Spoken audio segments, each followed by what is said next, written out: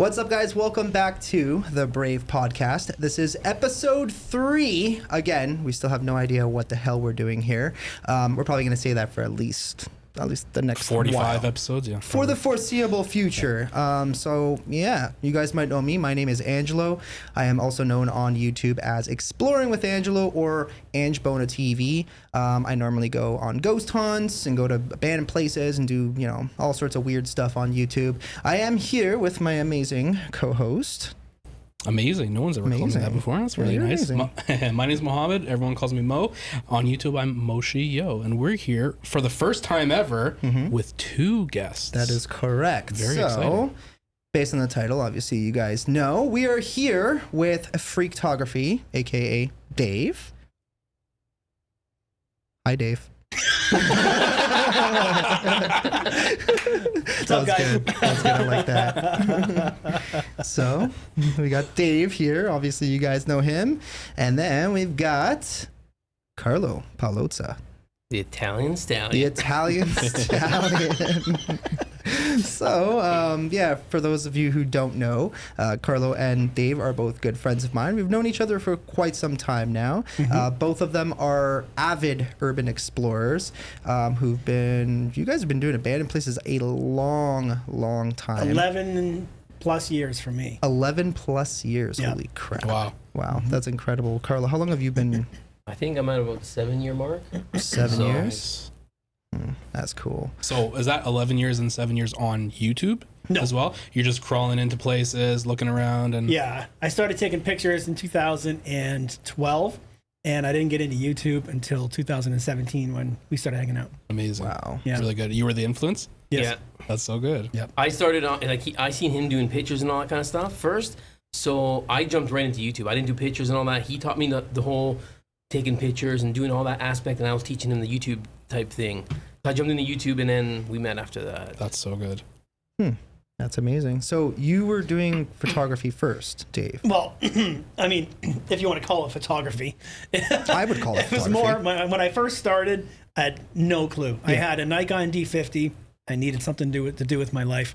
And I discovered urban exploring through a fluke. I was out on my birthday, and this old friend of mine was telling me about this abandoned haunted house in Niagara-on-the-Lake. He's telling me this crazy story about this house. They went on a ghost tour, and that apparently the man who lived in this house with his family kept having these weird paranormal experiences.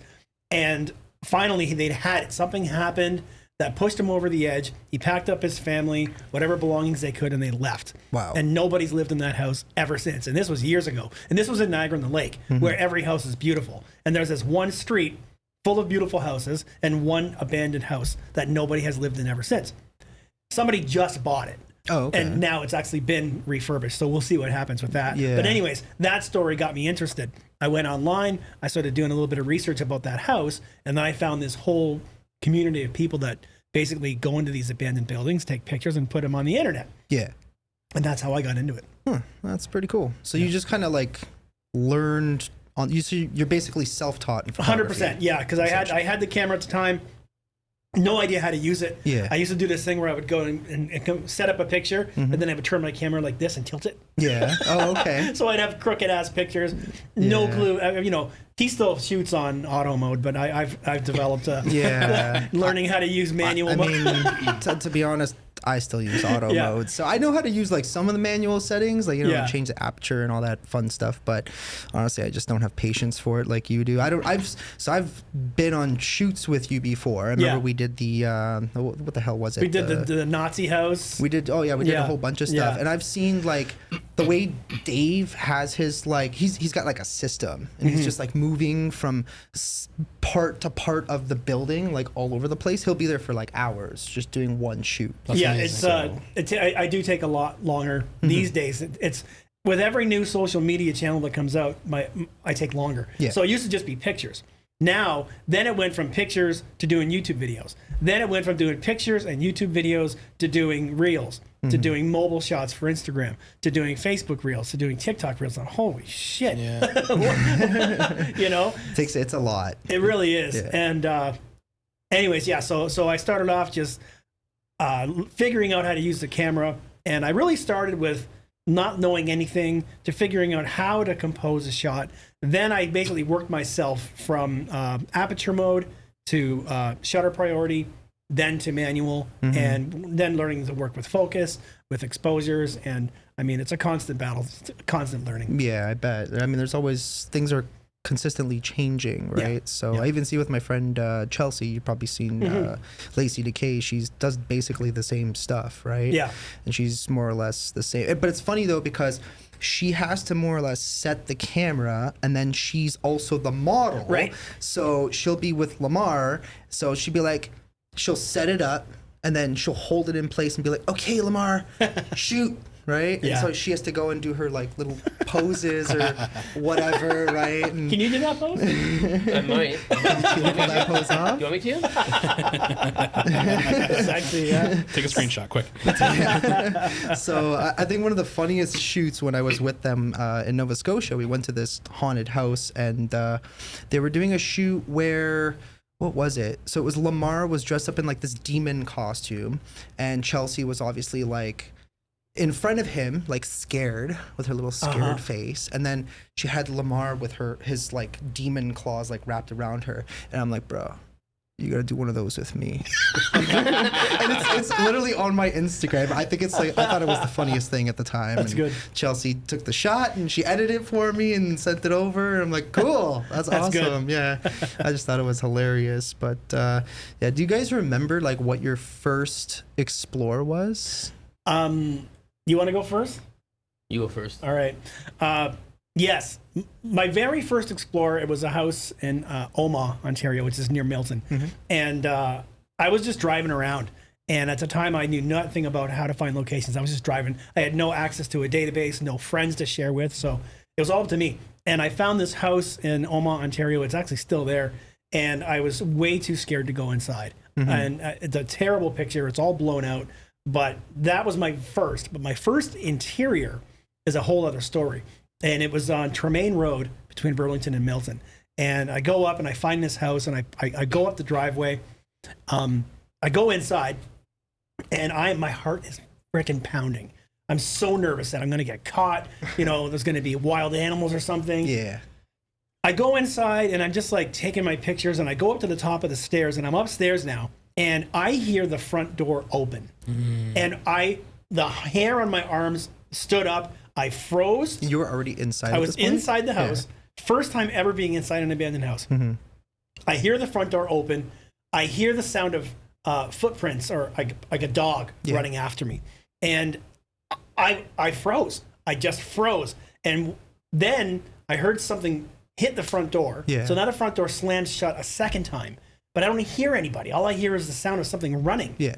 Well, it all went away. Everything stopped. The noises went away. And I was like, hello? Nothing. So there was nobody there? Well, there was nobody there. As far as you saw anyway. Well, I went downstairs and I realized what it was. It was a raccoon. Oh, okay. Yeah, It ran down the stairs and ran into the door. Wow. Okay.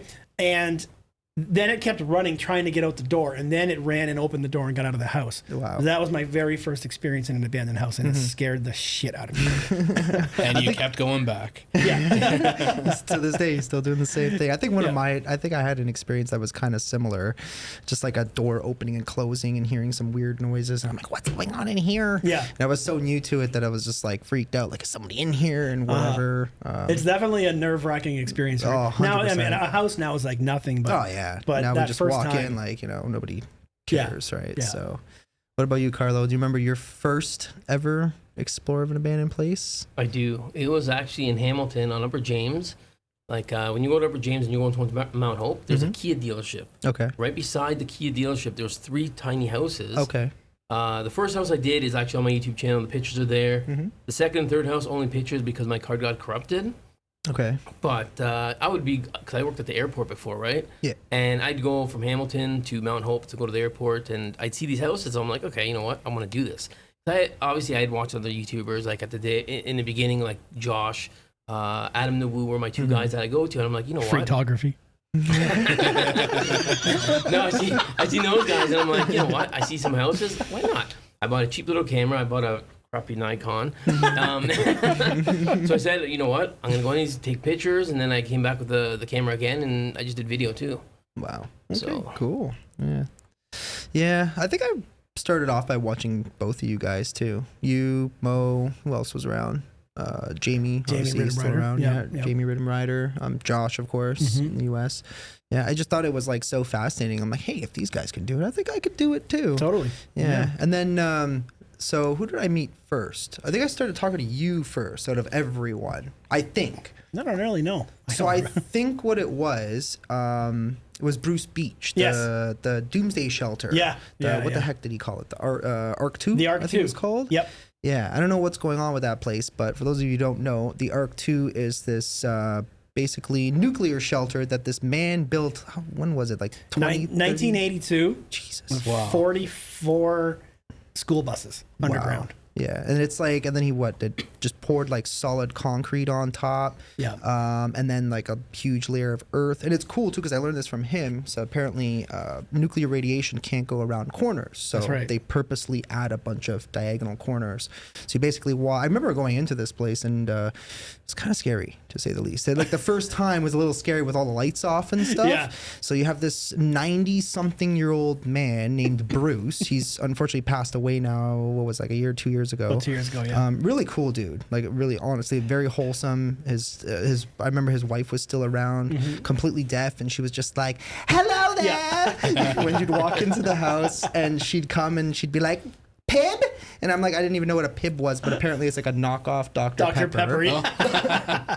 So she'd come in offering you the pib, and basically he would take you around inside of his nuclear shelter in exchange for like a half an hour to an hour, maybe 2 hours worth of work. Yeah. Sweat labor. What do they call it? How many hours?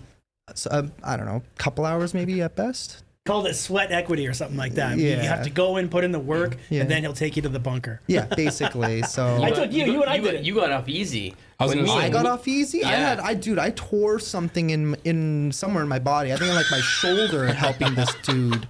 Like, so what he wanted me to do, I don't know if you remember, there was a car sitting almost directly in front of the shelter. Yep. It had been sitting there for so long at that point that I think he was trying to fix the brakes. And obviously the dude's like 90 years old, so he can't do it himself. So he's trying to get me to like take the what do you call it, like the bolts off of the Caliper? the caliper, yeah. And they were so seized on. I was like fucking reefing on this thing with like a giant breaker, but nothing. And I was pushing and pulling, and I think I had Oz with me. The two of us couldn't do this thing. And then at some point, like the next day, I'm like, yo, what did I do to my shoulder? Like I screwed up, right? And I kind of felt it right away. I'm like, uh-oh, I did something. Yeah. And for like months and months after that, it hurt. But then he took me around.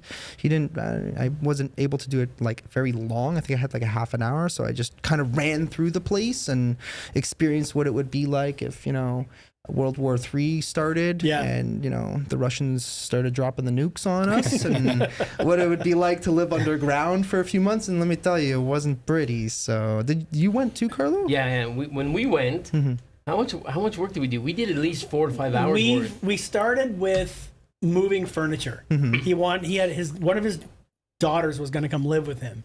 So we had to move furniture around. We had to move a bookshelf, and the house was dusty as shit. Yeah. And we had to move books off of a shelf, move the shelf into a bedroom, move a couch into this bedroom, move this bed downstairs. Everything we moved, the ploof of dust, you know, right in Yeah. our faces. And then we had to go outside, and we had to clean out. He had these Culligan salt water containers. Yeah. And they were full of caked on salt. And he had us clean them. That wasn't too bad. I went twice. My first time I went, I had to cut his grass, and he has a big yard. So I cut the lawn, and then he had me build a garden for his wife. Wow. Yeah, amazing. I had to build a garden for his wife so she could go and sit on her walker and plant plants. Yeah. And and then the second time we went, so the first time I went was so I could have the tour, just me, and I wanted to do a video and get a tour. And when I was talking to him and finding a date, I asked him if I could spend the night. I said, you know, you built this bunker. It's got electricity. It's got everything I need. Can I spend the night? It was the fire department, right? Yeah, he said- I had the same issue. Yeah, he I said, tried if to I do the let same you, thing. if I let you, the fire department will come and Yeah. they'll shut me down. Yeah. Well, am I ever glad I didn't? Because that air was so disgusting in there. Oh, yeah. The entire from the top to the bottom, and the lower you got, it was damper and damper, and it was moldy. Of course. Like he was hacking up a lung in there, this 90-year-old guy. And there's no way anybody would survive a week in this place in any sort of a nuclear situation. I mean, at the end of the day, where would you rather go, right? True. So I mean, like it's a crappy situation to be in there in the first place, but I mean, at least you have the chance of survival. Yeah. But The second time I went was when I brought Carlo. Yeah. And I had this idea. I wanted to do a parody song of the Lizzo song, my Truth God. Hurts. So I had written the lyrics to Truth Hurts, but I called it Tooth Hurts.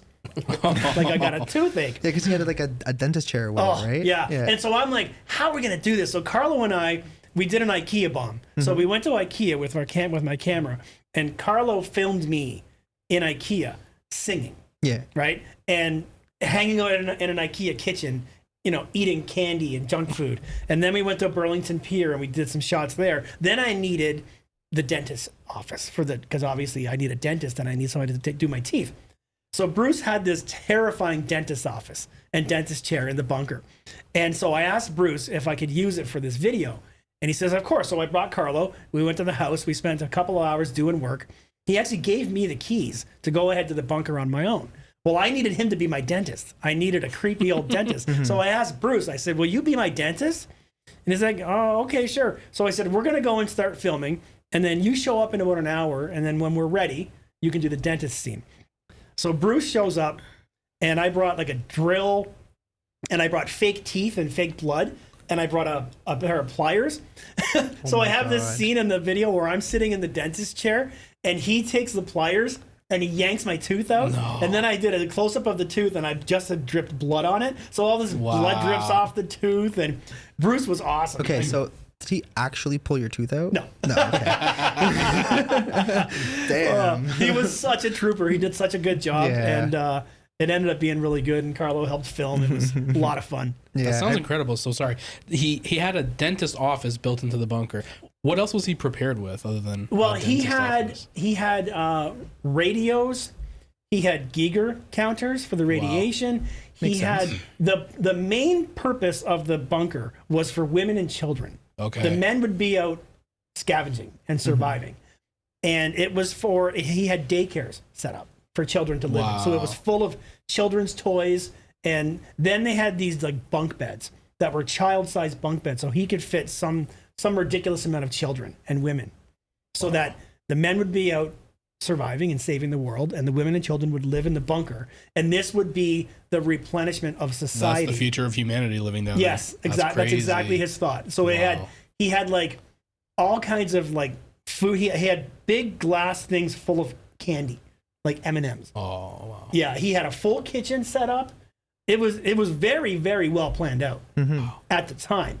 If something happened in the 1980s, I have no doubts that it would have worked. But moving into the 90s and the 2000s, the technology it's just dated, I feel. Yes, and his power system was outdated, and then it was just running off of a generator. Gigantic diesel generator. So down there, Yeah. the closer you got to the generator, it just stunk. Yeah. So imagine being down there. I mean, who knows how long you would have had to be down there if something like that actually happened. Yeah. But after a while, it's like that's all you smell. Yeah. You just smell diesel fumes. And he kept buying gas. He would buy gas and fill jerry cans just in case. Yeah. And I'm talking like right up to the end. He would go out and buy gas, and then him and his wife would run out of money. So he would use the gas that he bought for the shelter. Then he'd have to go out and buy new gas because it would go bad, right? So he was fully prepared right up to the end to use the bunker. Wow. Even though there's no way in hell it would have worked. Yeah. Oh, he was ready. But so I think there's two of them though, right? So I think there's one somewhere in the US because he's, as far as I remember, he was part of some like organization. Yes. The reason why they built Arc 1 and Arc 2. That's right. Right? So Yeah. the Arc 2 was here and the Arc 1. I don't remember where. I don't know he anything about the said. first one. Yeah, I know it's somewhere, but now that he's passed, like, is someone taking care of this Yes. place? So his family so he died first, and then his wife died. Oh, I didn't even know she died. Yeah, she died die? about a year later. wow. Yeah. Oh, I didn't know that. Yeah. And so then it went to the family. Mm-hmm. And there's a family friend who maintains Bruce's email database. Right. And so she'll still send emails every once in a while. And they'll do a call for help to come work on the bunker. Mm-hmm. I don't know what their plan is, but the family still owns the land. Wow. But obviously it's probably just going to end up getting filled in or something. Yeah, who knows? I mean, I imagine the property is probably pretty valuable these days, right? I mean, there's nothing there where it is, you know, like it's in Hornings Mills near Orangeville, and Shelburne, but even there, like there's still no sprawl there. So yeah. But eventually, I imagine because they're starting to build, I think, in Shelburne, so that's not far from there. So I imagine eventually, you know, they might start filling it in. So, but yeah, that was the ARC 2 shelter. I thought that was pretty cool. But the way that I was the way we got introduced to each other, I guess, was through that, because I think you had filmed it a week before me. Right around the same time. Yeah, but I have a habit of filming something, then literally within like 30 seconds I post it, right? So I probably ran home that day. I'm like, man, this video is so cool. I'm going to upload it like right away. It's going to do amazing. So I went and uploaded the video, and of course it got demonetized for some reason, but I got a manual request. I think it was just, it did, yeah, for some odd reason. I think it was just because it's like nuclear related somehow. I don't know why, but you know how YouTube is. They just do stupid things. But yeah, so I remember I posted the video, and then I think you were getting your video ready, and I think you had either commented or you messaged me on Instagram or something. Yeah, I think I messaged you. Yeah, and then from there we kind of followed each other and then started talking. Because I didn't know of anybody else who had done it, and then I saw that you did it, and there you go. I just thought it was intriguing. I mean, it was such a unique location. Like you said, it probably wouldn't have worked today. I mean, is what it is, I suppose. But did you post your video on that? Yeah. So. I actually, to me, that place was kind of cool. Like, it was. It's, you know, it was outdated, but I think it could have lasted even if we went into a world war now, to be honest. Possible. I mean, like I said, where else would you want to be? Like, look at the front doors that we had to go through. Oh man, that was crazy. Yeah, because he had a couple break-ins, right? And he made the door more solid, so no one could break into this place anymore. And the only way you can get in now is that front door. That's right. Yeah. And when you went in, when we filmed me and you had to crawl in there by yourself in the dark to find where the generator was. I had to find the generator, turn on the generator, put in the gas, and pump it up. Yeah. Because you can't open the generator silo from the outside. It's got to be from the inside of the bunker. That's right. So. Oh, that's pretty cool. But how did you guys meet exactly? That's a funny story. I'm actually not at all prepared to answer that question. No? I'm just really curious because I don't really know this. Oh, so you do? Oh, so you are prepared. Okay. Oh, my God. I see Dave's got his phone ready here. I'll get my phone too. 7 years ago. Carlo, just pull the mic a little bit closer like Rainbow. Jesus Christ. Like lower, a little bit lower. Okay, yeah, there. It's just having a hard time. I can hear it in the headphones. It's having a hard time. Yeah. That's a little better, yeah. So yeah. Looks like he's about to read a poem. 7 years ago, I got a message on my Freaktography Facebook page from a guy named Carlo Paolozza. Hey man, this is a love story I'm about to hear. I love this. It is, dude. It turned into a true bromance, I would call it. Hey man, Okay, one more time. Hey man, I like your locations and all your pics. I know I shouldn't be asking, but if you have any locations are you willing to let me know about? I'd love to check them out. I just started into this, got myself 2 DSLR cameras. I do YouTube videos of abandoned places. Love to take pics. You can check me out on YouTube to see I'm not out to vandalize anything that isn't mine, just to show people cool places and etc. If you don't want to reveal any location, I'm fine with that. I have a bunch of people already telling me some locations, or even if you want to come out and join in my videos. Here's my YouTube channel, www.youtube.com/thecyberrealm. Check it out. Even subscribe. That's bull. Was that actually the real? Thanks for your time, and hopefully I'll see you out there sometime. Oh my God, that's amazing. I did not reply to this message.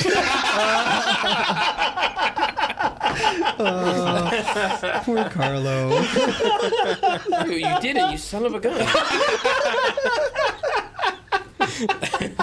And that was the beginning of a beautiful friendship. So then, I did not reply to that message, but the way we first met is the Cat Lady House in Burlington. And I had filmed, I mean, I was the first to find it, the first to shoot it, first to take pictures of it. And then it got really trashed. And then Carlo was probably the last person ever to get there. But he wanted to use my footage. of the cat lady house. So I had let him use my pictures, and he had messaged me about that. So that's how we kind of got to know each other first, through the cat lady house. But then there was this place called Joker's Hill. Okay, it was the Koffler mansion, the mansion in the woods. Oh, I know which one you're talking about. It's Christmas Eve. I'm guessing 2015 or 2016. I'm with my in-laws. I get a very angry email from a man who works at the Koffler Scientific Reserve, okay? Which is where the house was located. It's gone now. Anyways, two guys were tramping around on the reserve, going to check out the house, setting off smoke bombs on... I wasn't doing smoke bombs. Terry was. No, he wasn't. No? No. Okay. Anyways, I get a very angry message from a guy who says that he caught two guys on the property and that they said they got the location from me. I'll be honest, we weren't the one with the smoke bombs. Okay. So, anyways, I send a message to Carlo asking, who the fuck do you think you are? Keep my fucking name out your goddamn mouth. And he's like, I'm sorry, we got caught, and I didn't mean to throw you under the bus, and I got nothing but respect for you. I never said your name though. No, you didn't. Somebody else did. None of us did. Somebody else said my name. And I was now I'm getting in shit because people are getting caught throwing my name around that I'm the one who's giving it out. But I didn't even give it to him. You found it on your own, Carlo? Yeah. So that's how we kind of met with the cat lady house, and then from there to the mansion in the woods, and then finally we actually went out one day and did an explore together at a factory in Hamilton, and had a pretty cool time. Went out at night. Finally, Carlo got exactly what he wanted. Yeah. The first date. This was March of 2017. We went out together. And then we went out a couple of times through the year, and then we had the big 3-ply mafia thing at the asylum in Kingston, where we went and spent the night, and that's where it all really started. Yeah. I was going to ask you. Did we do the asylum first, or was it the mafia mansion first? No, the asylum was first. We didn't find the mafia mansion until December. Okay. Yeah. We were having our 3-ply Christmas party at your house, and I gave you and Jamie the T-shirts. Yep. Oh, I still have it. It's a little worn out, but... So for those of you who have no idea what the hell we're even talking about, for context purposes, so there are 3 people a part of this crazy-ass crew over here. Yes. Like the OG guys. The third one, apart from these two, of course, would be Jamie, aka Rhythm Rider on YouTube. So right, and then they called themselves. How did you guys even come up with that name? 3-ply Mafia. Like what? I'll explain the story. Okay, it's your story to tell. So we decided, okay, we're gonna do a trip out towards Kingston, Ottawa, I think it was, right, something like that, and Montreal. So they're like, okay, we planned out everything, and we're like, okay, what about sleeping? Where are we sleeping and all that kind of stuff? They're like, okay, we'll get motels and all that kind of stuff. Maybe sleep in the car. All right, so I'm prepared to do any of that stuff. And he said, one night we're going to probably sleep in the prison for women, which is located in Kingston. Because they were all telling me that it's heated, all that kind of stuff. I'm like, oh, okay, no problem. It was not heated. It was not heated. You did? No, I didn't. D-Dog said it was heated. D-Dog told me it was heated. Maybe he just maybe he went during the summer and it was hot in there or something. So he's like, oh, it must be heated in here. No, definitely not heated. No. I don't know. But anyways, so we thought we were sleeping in the prison for women the one night. And they all of a sudden change it. We're going to sleep in the asylum. And I'm like, okay, it's freezing cold in this place. Nobody prepared me for this. I left all my gear in my car for sleeping and stuff. All I had on me was my toilet paper. 3-ply toilet paper I had. I had about 3 or 4 rolls. So in the gymnasium, the purple or pink, whatever the color was, the auditorium, I sleep on the main stage. I get my toilet paper out. I make a 3-ply bed. And then I made a nice pillow out of it. So I think I made 2 rolls disappear, just making my bed. Just make it comfortable. Yeah. And that's where they all joked around. They're like, oh, him and Rhythm Rider had hammocks. D-Dog, I think, had a pillow and a sleeping bag. So I'm the only goof that had nothing. So I'm like, okay, I'm making a bed. I don't care. So Carlo always said, I only use 3-ply toilet paper, and I bring it everywhere I go. So it was Rhythm Rider who started the name the 3-ply Mafia. and then now it's the stuff of legends. That's really funny. I never actually knew the story before. I know you guys said it so many times, right? Especially I do have to say that D-Dog is an honorary member of the 3-Ply Mafia because he was there that night. Is he like the half-ply? No, he's just kind of, maybe he's the extra roll. He's the shit that the 3-Ply wipes. Jesus Christ. I love D-Dog. I love him. He's a brother. Oh my God, yeah. We love you, D-Dog. I couldn't give up that opportunity to say that. Oh my God, that was good though. That was good. I think if he sees this, he'll have a good laugh at that one. Oh my God. That's amazing. Another funny story with that asylum we did, where the 3-Ply was created. Why don't you tell a story about it? My God. What happened around 12 o'clock, midnight, 1 o'clock? What did we do? We got on the app, and what did we do? Oh, we ordered McDonald's. Yeah. Right? Like for delivery? Delivery to the asylum. Oh my God. And then D-Dog went out and got it. Yeah, we ordered nuggets. And I think D-Dog went out once to get like Timbits and stuff. Yeah. And then we ordered Uber Eats McDonald's, and we ordered chicken nuggets. And D-Dog went and got those too. That's amazing. Yeah, like late at night. I forgot about that. That's funny. So you guys were already inside the asylum, right? Yeah. So D-Dog would have literally had to essentially, because isn't there like a gigantic fence? Well, around there's that two place? things. Like there's the fence, but then there's also there was one door. Then we had secured ourselves access to get to that door so that we could leave. Yeah. So my guess is that D-Dog went that way. I don't know what. Did. Okay, so he went out the back door, and that was easy, way easier than getting over the fence. What a maniac. Yeah. But then what ended up happening was, I think it was D-Dog that had opened a door in the night. We were in the basement tunnels because we couldn't explore anywhere other than the tunnels because it was at night. We couldn't use our flashlights. Yeah. So we're in the tunnels all night, and then there was a door that was closer to an easier way to get in. And so D-Dog had opened this door and just left it open a little bit.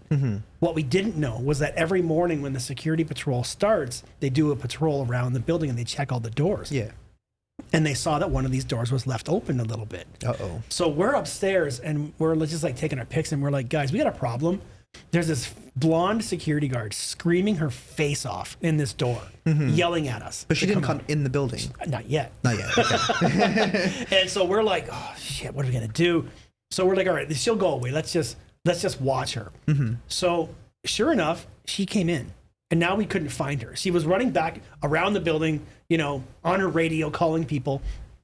And we decided, okay, let's just hide out. So we went into one of the rooms on the top floor, and we just kind of like hid. And we didn't know where they were. All of a sudden, we start hearing the sound of radios right outside the door to the room that we're hiding in. Wow. And so she could open this door at any minute. She didn't. They didn't open the door. But now there was more than one person. There was more than one security guard looking for us. A truck pulls in. So now there's like multiple people coming in and out of this building trying to find us. So we just stayed. And our plan was like either play dumb, so sorry, or run like hell. And So sorry, just quickly. So these are just security guards. yeah. Is there a reason they're not opening? Are they not opening all the doors? Are they not touching anything? They're not opening all the. There's a lot of doors. It's A lot of huge, rooms, huge a lot of place, doors. right? Yeah. Yeah. So they just happen to walk by our room and not come in. So we wait and we wait and we wait, and things get very quiet. So then we decide to very quietly go out and decide: do we leave or do we keep exploring? So we decided to stay. And we're going down, we're exploring, taking pics and video. We go down to the tunnels, and Rhythm Rider hears footsteps right above us. And he's like, guys, they're still looking for us. Like, we could have ran into them at any time. It's like they were just hunting for you in silence. Yes. Oh, one of the things I forgot. There's a set of doors that goes to the main stairs. Well, all night those doors were wide open. Well, now they were basically screwed shut. Yeah. And wow. they basically were trying to lock us in Yeah. and forcing us to call 911 to get us out. Dude, that's so bullshit. However, Like, how do you do that? Yeah, there's stairwells on each wing that are old, like 100-year-old stairwells that don't have doors. So we just used those and took those down. Well, long story even longer, we decide to leave. We go to the back door where we had been planning to leave. they locked it. Okay. We had set it so that we could just go through. So we had to, find a way to open it, which we did. Then we get to the back door, which was our escape without having to climb this 12-foot fence. We look, the car is right there. So there's a security guard car parked right at the door. What we should have done was open the door and fucking run like hell. That's what we should have done. But to be honest, I don't think they were in that car. No, I don't think so either. I think they were still in the building watching us, because what they did is all the lights were off. There's power in this place, but they had the power all off. They were screwing doors shut because they wanted us to go a certain way, and they put lights on going towards the one door that we were trying to escape from. That's right. And so, in hindsight, we should have opened that door and ran. They probably weren't there. We would have got away. We decided collectively, let's not go that way. So we decide we're going to hop the fence. So some of us aren't very good fence climbers.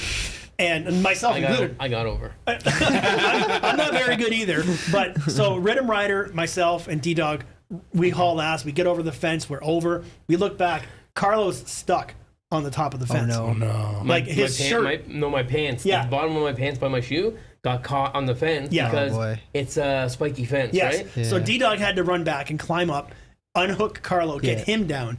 We ended up getting away, no problem, but it was pretty stressful. Yeah. And the very funny story is that 2 or 3 years ago, the exact same scenario played out when I went back. Wow. The literally exact same scenario. They came in, they were looking for us, we were hiding in the attic. But did you open the doors again in that second return? Yep. Oh, so the doors were stuck open? Yep. Because when we were in there, we opened 2 doors, one shut, but one was broken, or it wouldn't shut properly unless you push from the outside. That's right. So they somehow knew we were inside, and they came in, and there was probably 5 or 6 of us. We were hiding in this. You have a room with a little square door, and we were hiding inside this attic, just off to the side of this little square door. Security guard comes in with his flashlight. We saw his feet Oh my God. come right to the door. Had he just looked inside, he would have caught us. Shoot. But he didn't look, and then we got away. Wow. They're not very good security guards. No. Some places, they're pretty awful. I remember there was a undisclosed location that I went to with D-Dog, of course. Why does this always happen with D-Dog? it's like a thing. Like, D-Dog is like, I think he's been banned from some cities for stuff like this at certain points in time. But yeah, there was an undisclosed location that may have had dolphins and a whale that is not dead that we went into, and it was like the entire night we were running from the dumbest security guards I've ever seen in my life. We're talking at one point, I don't know how this happened, but I remember at one point we were a big group. We were probably like 10 people. Yeah. And, Really? And yeah, we were massive. I didn't know there was going to be that many people. Otherwise, I probably would have been like, yeah, no thanks. I just don't like to. I mean, first of all, it's hard to film. First of all, it was hard to film at night. Yes. Yeah. Second of all, there's no way to film a place like that properly because there's so much security and because there's cameras literally everywhere. Second of all, the place wasn't actually abandoned. Not at all. But yeah, so watch, I'm probably gonna get sued after this, but honestly, I don't give a shit. Talk to my lawyer. But yeah, so we're in this place, and at one point, I just remember we were walking down this path. I don't even remember where exactly in the undisclosed locations with dolphins and whales. So we're walking down this path, and there was a group of, I think all the guys were all ahead of us, and I was with a bunch of the girls, and I think one guy, and I didn't really know anybody else. Now I know Deeg, who was with us, and his girlfriend. So basically, they were all well ahead. We saw lights coming from a car down this road path, whatever, and I just remember them turning right, and they ran into a bunch of trees. Obviously, we were way too far behind, so there was no way we would have made it in time without being seen. So I just said, everybody turn right immediately. And everybody just listened. Right away, they all turned right. The problem was, where we ran into was thorns. It was like thick brush that you could not, it was vines and thorns that you couldn't get through. And so we're trying to force our way through these vines, not happening because it was completely overgrown. So the car was getting closer and closer. I said, everybody just drop down on your back or your stomach just as quickly as you possibly can. So everybody did. And I think it might have been Bando bitch. I don't remember what her first name is. Carly. So I think it was Carly who was sitting next to me. It might have been her. It might have been somebody else. I don't really remember at this moment in time. So I just remember we're all lying there. And of course, where we lied was more thorns. And this car is slowly coming. And I'm like, kind of like this. I'm on my stomach and I'm turning my head to look. And the car's coming closer and closer and closer. And she starts going, there's thorns in my ass. And I'm like, just calm down. It'll pass. Don't worry. She's like, I know, but it hurts. I'm like, I know. Just be as calm, just be as cool as you possibly can. Don't worry. Just give it like 30 seconds. This car's coming. He's coming, gets closer, stops. Uh-oh. We were literally maybe 8 feet in from the road. I was the closest one to the road. So my feet were like here and the road is like here. Yeah. So this car stopped and I look and I'm like, oh shit, he got us. She's like, he found us? I'm like, yeah, I think so. All of a sudden he just starts driving again. Wow. And just keeps going. And I'm like, how did this dude not see us? Idiot. We were literally 8 feet from the road. Like, had you turned your head, you would have seen a bunch of feet in the freaking bush, right? Oh my God. That was a crazy night. I never upload any of the footage, never again. Yeah. Screw that. I had a similar experience with Carlo with thorns. But what he said was, oh, there's thorns in my ass.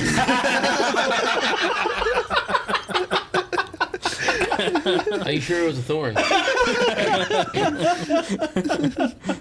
I can see why you guys are such good friends. Right?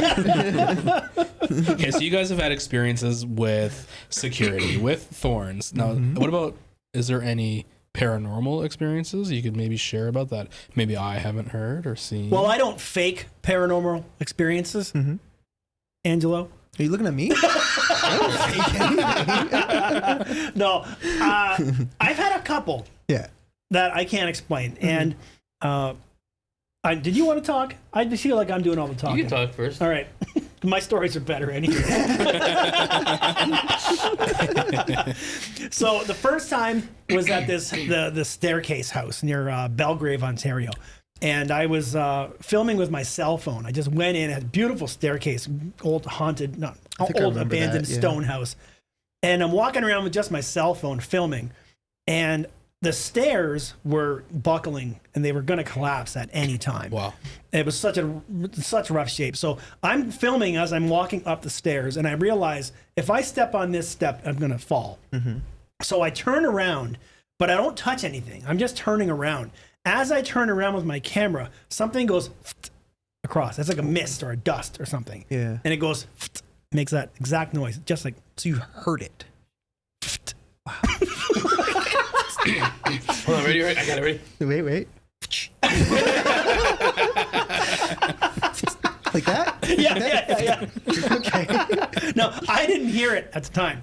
So I just I turned around and I took my pictures and then I posted the video to my Facebook page and some guy comments, he's like, what the hell happened at 1 minute and 23 seconds? So I'm watching and sure enough, I get to the top of the stairs, I turn around and what happens?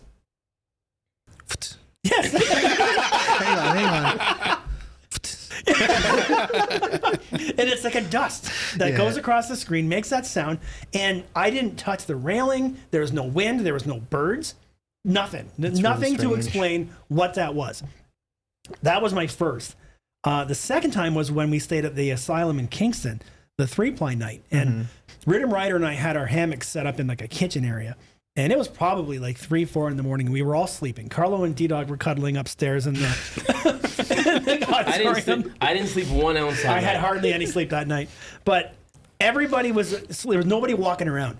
And I'm laying in my hammock and I heard footsteps down the hallway. Yeah. And I'm like, we're toast. Somebody's in here and they're going to catch us. And it was that clear that I could hear these footsteps. And they walked, I'm going to do this again. And then they came to the threshold of the door of the room that we were in, and they stopped. Wow. Yo, just really quickly, I'm really glad you got the really good microphones. This is coming through so well. Oh, okay. Yeah. So I have my eyes closed, and I'm like, we are pinched. There's somebody looking at us right now. I open my eyes. There's nobody in the doorway. I got out of the hammock. There's nobody in the hallway.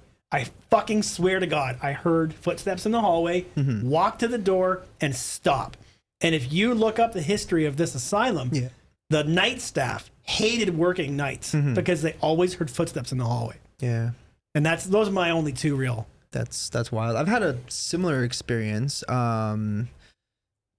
with like footsteps like that. I remember I was with Mo, and this was like probably one of my very first like haunted road trips. Like that's what we were focused on, obviously. And we went to this. It was the asylum. Oh my God, what was the name of it? Something Clotilde de Horten or whatever. It was an asylum in Quebec. Okay. It was part of the Duplessis orphans. Oh, right. So it was connected to the other orphanage and Doria as well. Was it the one that was near the border? The Doria man? That's Doria. It wasn't Doria specifically. I have been there, but no, it wasn't anywhere near there. Oh, okay. It was one of the other lesser known asylums, but they were all connected to the Quebec system, and the Duplessis orphans thing kind of happened. For those of you that don't know what the Duplessis orphans story is, it's actually pretty terrible. It was a very terrible thing that happened in Canada, and most people have no idea it happened. Long story short, basically Catholic Church in collusion with the provincial government at the time, which was the premier was Maurice Duplessis, hence why it's called Duplessis orphans. Basically, they would take children away from women who had children out of wedlock, tell them that they couldn't take care of them, so they would take them as orphans, put them in all these mental institutions across the province in Quebec, and they would falsify their documents, and they would basically say that they were mentally challenged, so that way they could have larger grants instead of just being, basic orphans, I guess you could say. So anyways, basically we're in this asylum and we were hearing all sorts of weird stuff. I actually caught singing, which I heard at first as if somebody was humming, and I'm like, oh, I'm hearing like humming or something. Where's that coming from? And then when I checked the video back afterwards, all you can hear is like some girl like singing, like clear as day. I'm like, what is that? And then at some point, Mo and I were both in the same room. We weren't really even moving. And we both heard in the hallway exactly like what you heard, right in front of the freaking door. And I'm like, did you just hear that? He's like, yeah. It's like, okay. Well, it wasn't us. We're not moving. There's no one else in the building. Yeah. So I don't know what the hell that was, but that was pretty cool, because that was like one of my like first big time paranormal experiences, and just kind of brought it to mind with that. Funny story. Funny you mentioned that, because I have a very similar experience with Carlo. When he had the thorns in his ass, he was saying, when did I have thorns? You didn't. It was for different reasons, Carlo. Different reasons, different time. If we're gonna bring that stuff up, a thorn, Here we go. Trying to be as family friendly as possible on this podcast, but it ain't happening tonight. That's for sure. So, what about you, Carlo? What would you say is like probably one of your craziest paranormal experiences, if you've had any? Well, when I went to Century Manor in Hamilton, this is the first time I noticed something. The first time I went in, we got out of it, and then when we were all taking pictures of the place, on the top window, one of the top windows, one of the girls I was with took a picture, and I'd just like to point out, sorry, Carlo, but I'd just like to point out that Dave is literally in tears right now. Oh my God, I'm dying. Sorry, go ahead. Don't worry, we got lots. Moshi stocked up last week, so those are the ones with lotion already. It's good stuff. So yeah, you were taking pictures of and the outside. In the top window, in the picture, it shows a woman figure there. Oh yeah. And I'm like, I didn't believe anything paranormal at the time. Yeah. So that picture kind of put me on the 50-50 fence. It's like, okay, there's something there. There's something there, but when we went back in there, only a couple of us to check it out. No one was in there, but we still had this picture, and I have no way to explain it. Like that's got to be. But it's like clear as day. Yeah. 100%. You still have the photo? I don't. No. No. Damn. One of the girls that I don't talk to. Of course not. It was what? It was one of the girls that I don't talk to anymore. Yeah. She had it. So. Oh, that bitch. Yeah. She has the photo. I want to see it now. I want to know what the hell this is. What you saw, but yeah, that's That's pretty crazy. So, but yeah, apart from, I guess, abandoned places, I mean, so how often do you guys go out now, like to film? We haven't been out together in quite a while. Yeah. I'm out, once, twice a month. Well, you got to entice him and just bring more toilet paper. I want colored 3-ply. The pink stuff. Fly. I want the red, the black, the blue, the yellow. I don't care. No, we haven't been out together in, I don't even know when we went out last. Couple years. It's It's been a while. Yeah, I mean, he had some road bumps and I guess roadblocks, whatever you want to call it, some issues and stuff like that. But we're trying to get a 3-ply reunion together. But apparently, the weekend that we got planned, Carlo bailed. He's too busy Are you getting coming? thorns in his If butt. we do the Sunday, yeah. If you do the Sunday, Yeah. Okay, good. There's going to be a 3-ply reunion very soon. There you go. Very Looking forward to it. Yeah.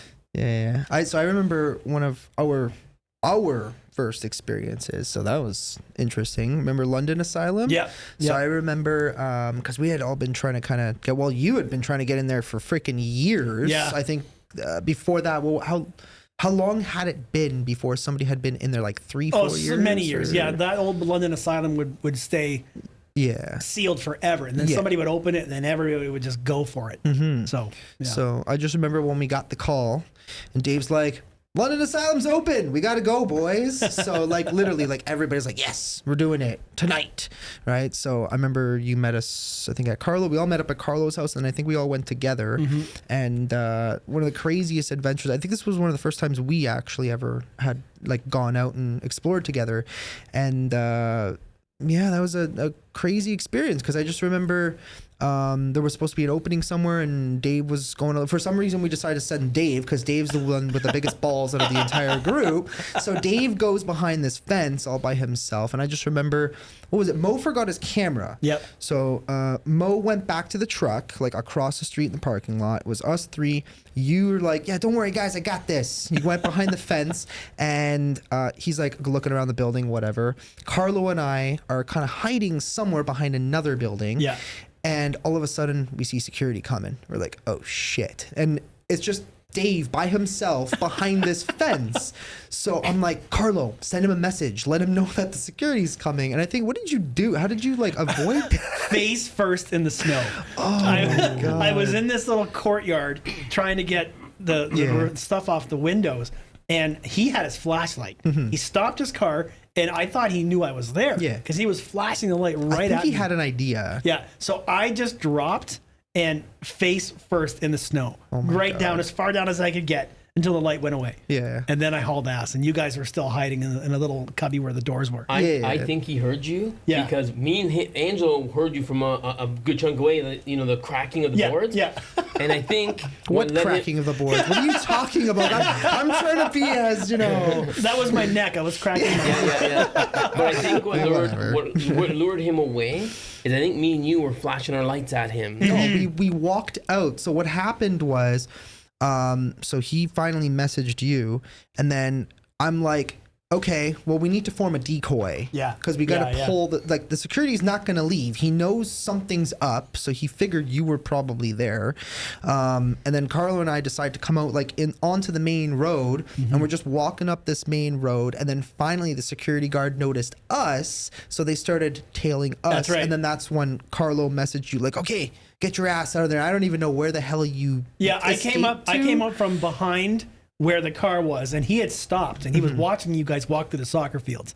And I came around behind him and then met you guys in the soccer field. You basically like 007, basically like hiding behind this dude's car. And then we went to the Nazi house. Right. Later on that that was an interesting experience. I had done that place once before. I think you did as well, right? Yeah. But yeah, that was a very, very interesting place. Yeah. Did you ever do that Yeah, house? yeah. So for a little bit of context, there was basically this house. It was in London, Ontario. It's gone now. It's been torn down. It was legitimately owned by a Nazi. Like he was self-proclaimed Nazi. Yeah. Well, he was actually wasn't he part of like the SS or not SS? It was the Airborne or something, right? He was a member of the German army at one point. Right. I think the Air Force. Yeah. But not during World War II. Oh, and not okay. part of the Nazi Okay. party. So that's what I didn't know. I have a weird story about that place, and it's just kind of like weirdly funny. So I remember it was one of my very first road trips. I did it with James Patrick, and that was one of the places we went to, and I think it was because we had gone to so many places for so many days straight with so little sleep that I was actually starting to hallucinate as I was driving. Oh, wow. And it was weird because after the trip, I remember asking James, because I had this experience. I don't know how it happened, if I actually was sleeping or if this was like, I don't know how this happened, but I had imagined that he had shown me a website with a bunch of pictures. I know there was only the one picture with, dumbass with the mustache from Germany or whatever. I don't know his name anymore. It's irrelevant. But that was the only picture that was ever actually taken of this guy. And I remember for some reason, my brain created this story where we were sitting in the car and James is like, because I don't know if you've ever spoken to James before. Oh yeah, many times. He's kind of has like this like funny like Newfie type of voice, and he's like, oh, look at all these pictures on this website, right? And it was just like a website created of this house showing me all the different rooms with all the different memorabilia, we'll call it, that this guy owned. And then like a week after the road trip, I was putting the video together, and I'm like, hey, James, can you send me those pictures that you showed me? He's like, what pictures? Well, I think he sent me one, and it was just the one picture that was ever taken of this dude inside the house with mustache man, dumbass. Yeah. And he's like, what are you talking about? I'm like, all those pictures, that website that you showed me, your friend sent them to you or whatever. And he's like, I don't know what you're talking about, dude.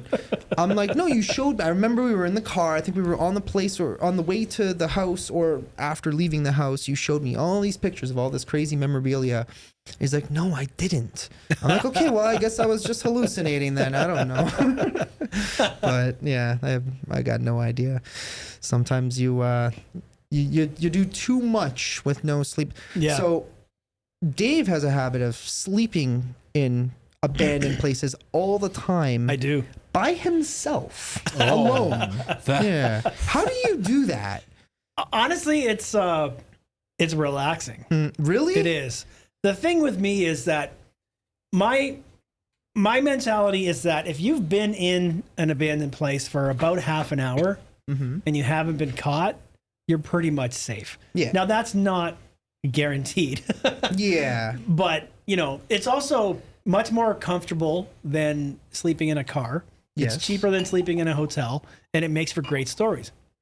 So yeah, I've slept in I slept in the Peter Grant mansion one night. Oh wow. Yeah, I drove all the way up there.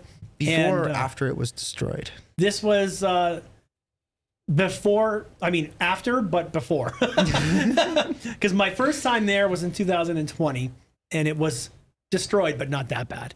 I went back 1 year later and I slept in it, and it was really bad. And now it's really fucking bad. So wow. Yeah. Yeah, I've seen some pictures, and it just looks. I've never done it. I always wanted to, and then I remember at the time, I think it had just sold to a new owner or something, so the cops were looking at it. So you can still get in, and it's still being done by lots of people. But I slept in there. I've done churches. Rhythm Rider and I did an overnight at Burwash. Oh, at Kingston Prison for Women, I spent 2 nights. Oh my God. Hilarious. I was doing a road trip all over that part of the province, and I needed a home base. So I drove to Kingston, and at the time it was so easy to get in. So I brought my sleeping bags, I brought pillows, I brought beer, I brought all my camera gear. I went to Little Caesars and I bought pizza. Most importantly, you brought the beer. Yeah, so. Yeah. I bought Pabst Blue Ribbon. No, it was the Geno's Pizza that I went to. Yeah. And how could you? There was no Little Caesars nearby. Sorry. Did you at least bring 3-ply toilet paper? Always bring the 3-ply. Right, 3-ply and wipes and hand lotion. Yeah. Done. Anyways, I needed a home base, so I set myself up in Prison for Women, and I went down to the segregation cells where. In the basement, and you can close the doors, and there's actually a bed, but it's just a metal bed. Yeah. So I set up my sleeping bag on the metal bed that I slept on top of. I had pillows. It was so comfortable. And then the next day in the morning, I would wake up, packed up all my shit, and I hid it at a certain place in the prison. I went all over that side of the province. Then I came back that night for a second night, and I slept inside. And I don't know if it was my first night or my second night, but I was sleeping, and it was around midnight or so, and I heard somebody inside. I'm like, oh, for fuck's sakes, there's somebody here. Yeah. And they're being loud and rowdy, and they're coming closer, and they're coming closer. Now I'm starting to see flashlights. I'm like, they're going to come in and bother me. So I decided I'm not going to get up. I'm just going to stay in bed. And if I open the door, then we're going to talk. Sure enough, flashlights, loud dudes, door opens. Oh shit, there's somebody in here. Whoops. It was these guys from Quebec, a bunch of explorers from Quebec. And I knew of one of them. One of them knew who I was. So we ended up just shooting the shit for a while. And then they decided, they were reading my body language, leave me the fuck alone. I'm tired, bro. And they left. But then they came back probably an hour later, just as a courtesy. They said, just so you know, there's some guy in here just walking around. He's not an explorer. He doesn't have a camera. He doesn't have a flashlight. He's just walking around. We tried talking to him in the main range, but he wouldn't talk to us. He wouldn't answer us back. Yeah. So what I did was I closed the door to my cell. I put my camera gear all far away. And then I had a bunch of empty beer cans. So I put empty beer cans at the door. Oh, that's smart. So that if it opened, it would wake me up right away. But I didn't sleep for shit that night, knowing that now. Yeah. Well, yeah, no kidding. You don't know who the hell this guy is randomly walking around, right? So, yeah, I remember one night we tried to, I knew this was going to fucking happen, but we went to Burwash. This is our first experience at Burwash. Who's us? It was me, Mo, and Rennie. Okay. We were on a trip in Northern Ontario. We had done a whole bunch of places, and this was like the main one that we really wanted to do. Because I don't think at that point anybody had ever done anything really haunted, but there had been rumors that it was. So we did get some good stuff. It was pretty interesting. And then it got even more interesting. We went to bed and turned the freaking cameras off because we're like legit trying to just sleep because we were tired at that point. We had gotten there early. There was that long hour-and-a-half hike. This place is literally in the middle of nowhere. You got to drive up the train tracks, and then from there you have to go walk over the train because they're just it's really weird how the road is because it's like literally elevated by like 8 feet. So there's no way unless you have ATVs that you're getting in there. Yeah. So we left the truck. And we walked the hour and a half. We did our whole thing throughout the day, filmed all night, made our cool little paranormal videos, whatever. We were content. We're like, all right, let's pitch the tent and go to sleep in the cafeteria area. Somehow Rennie passed out, snoring. And I remember I was on the outside, Mo was in the middle, and there was Rennie who's just passed out, snoring, whatever. We started hearing something like moving around like really quick. And then it almost sounded like something moved something metal, like a trash can or something. Mo's like, did you hear that? And I'm like, yeah.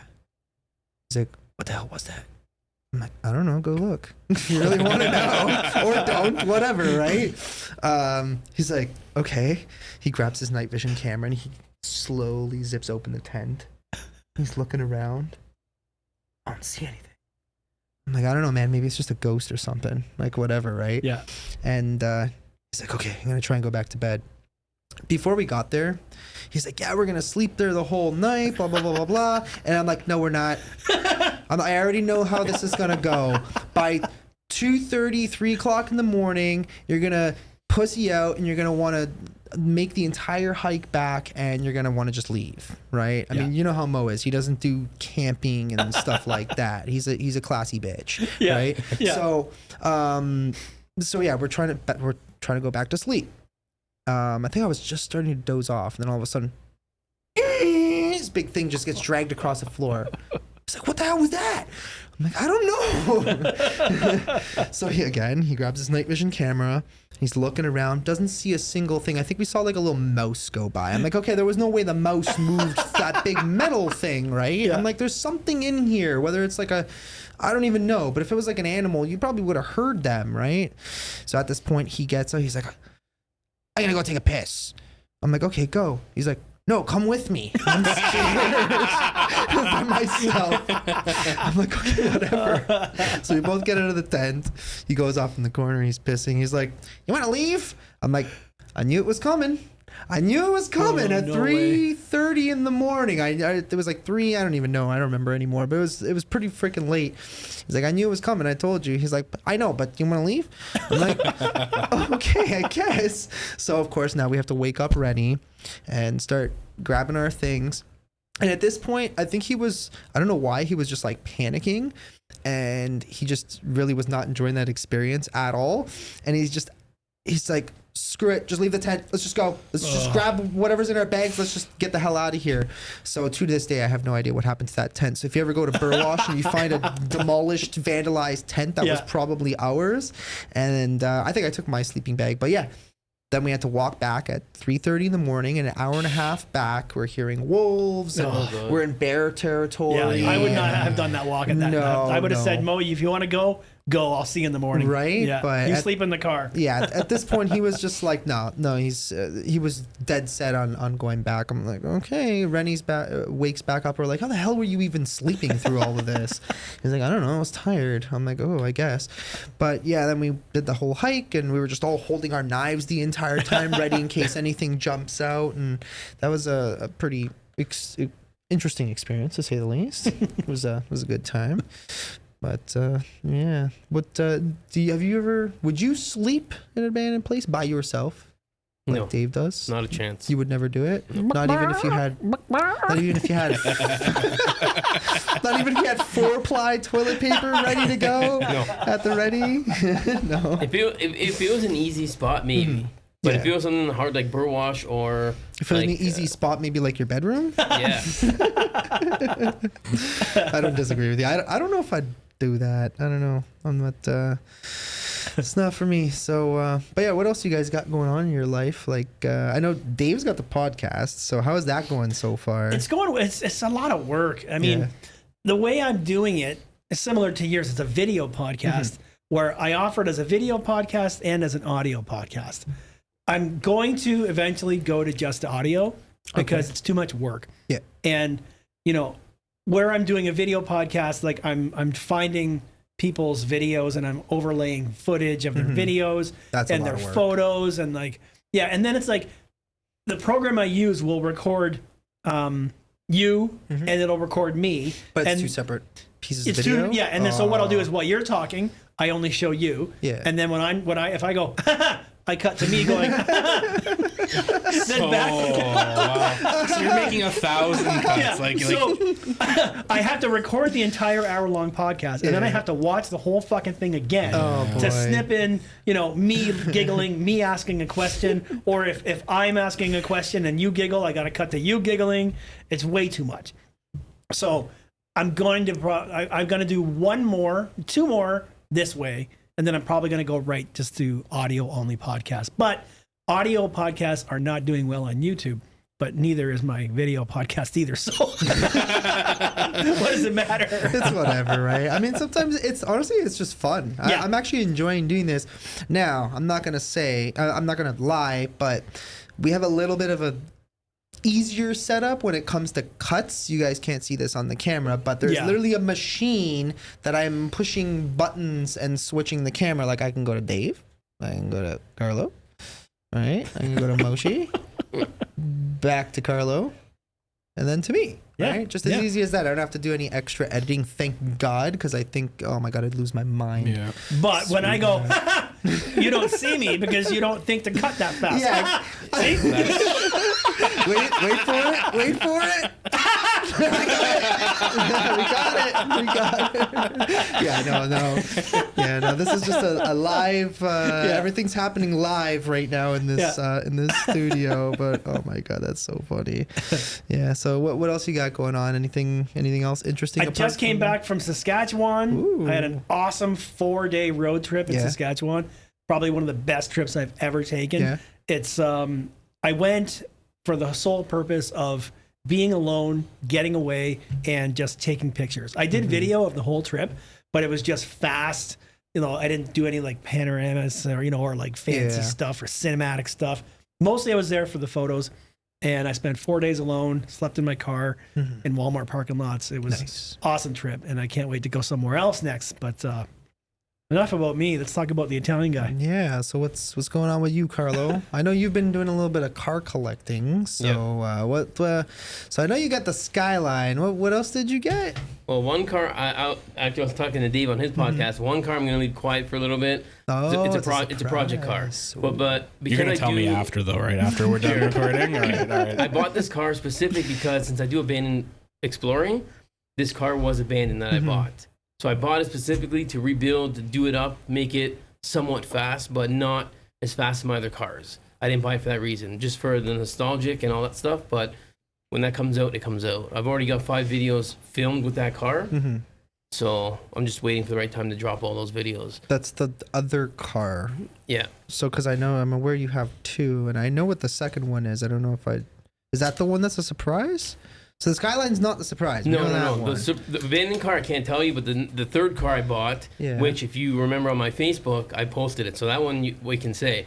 I bought a Toyota Supra Mark IV. Ooh, yes. Ooh. And that car is crazy fast. Yeah. It's which one's better, the Skyline or the Supra? Well, it's hard. They're different. They're different. Let me ask. Is it what's it called? Is it a GTR? Yeah. R34? Yeah. Well, isn't it technically a GTT? It's a GTT with a GTR conversion, like the drivetrain, body train. On paper, it's a GTT, but the internals have been swapped over to a GTR. So all you're missing is like the front, like the bumper's different, the seats are different, that kind of stuff. Right? Yeah. It's the same car, man. It's not a big deal. It's the same car, but with the drivetrain. There's a lot of people that are saying, "Oh, it's not a real GTR." I know it's not a real GTR. It's a GTR internal, like it's a clone. It's a GTR clone, but on paper, no, it's not a GTR, but physically, yes. Right. So you can make that debate because there's a lot of guys Isn't the only difference really that it's just not all-wheel drive, basically? Yeah. Yeah. So what's... Well, the motor's different. Motor's different because the GTT comes with the RB25 single turbo. Okay. And the GTR, which what I have in my car, is the RB26 twin turbo. Right. Which is what everybody wants. Right? Exactly. So I paid a third of the price from a GTR to have a clone. I'm fine with that. Because I already know what other cars I've already had and what cars I'm buying still and all that kind of stuff. So I was okay with buying the clone because I saved a lot of money. Because right now, if you buy a GTR, I think you're looking at around anywhere between $225,000 and $300,000. That's right. I saw depending on the models. Yeah, I saw the other day. I saw someone sold one for something in the $200,000 range, and that's probably just base model. Yeah, for a GTR. And so you imported yours from Japan? Yeah, it came from Japan to Vancouver. And Vancouver, I got it delivered to me on a train. That's incredible. That's life goals right there. But the thing did is, you guys hear that though? What? The sound of your audience logging off. Why would they log on? I mean, whatever. At this point, we're already an hour and 12 minutes in. So, I mean, if you want to log off at this point, it's up to you. But I mean, I love cars too, so I'm finding this. Dave doesn't know nothing about cars. I don't know the so. goddamn thing about cars. He turns his key on and goes. It works. It's good. I drive a Kia, so that tells you everything you need to know. Yes. Hey man, killed in action, right? If you can sleep in it, it serves your purpose, right? Yeah, that's it. Exactly. That's pretty much all you need. You were in the military before, right? A long time ago. Yeah. Yes, I joined the Army when I turned 18. I signed up. I had long hair. Okay. And I had my dad take me to the recruiting center, and I joined up, got in, did my 3 years, and it was awesome, but it wasn't a career for me. It wasn't. Looking back, I always say this to myself. Looking back, I should have been a firefighter. Okay. I would have liked a career as a firefighter. I didn't like the outlook of a career in the military. It just didn't look right to me. Didn't feel right. And a number of guys who I served with actually ended up going over to Afghanistan and getting killed. Oh, wow. And stuff like that, unfortunately, yeah. But I did it. It was a great experience. I learned a lot from it. And it's kind of, it's been, I joined in 1993. Wow. I think you weren't even born yet. How long were you in the military for? 3 years. 3 years, okay. So after my 3 years was done, I got out and moved on from that. And it's an experience that never leaves you. Yeah. But, I have a friend who I did basic with just retired, and now he's set. Yeah. So good for him, and he made it through. Yeah. But it's not something that, while I was in it, I realized that I didn't want a career out of this. It wasn't going to work for me. Funny though, one of the reasons why is because there was so much divorce Okay. and alcoholism and stuff like that in the military. Yeah. And I ended up getting divorced. Oh wow. But no alcoholism. No alcoholism, no, none of that.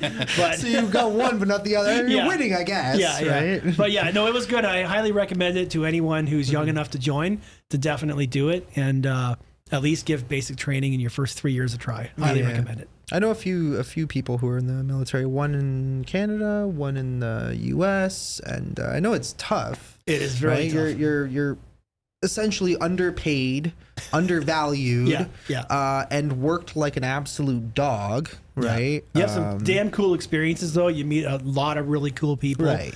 And you know, the brotherhood, the camaraderie is amazing. Oh yeah. But you do some cool shit, but there's also a lot of boredom, Yeah. a lot of depression, and a lot of But it does teach you how to be, strong. pretty much Like a man, right? So I know my friend Dave.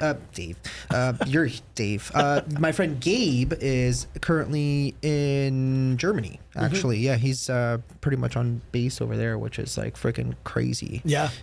So I mean, good for him. Yeah. And then there's my friend's brother.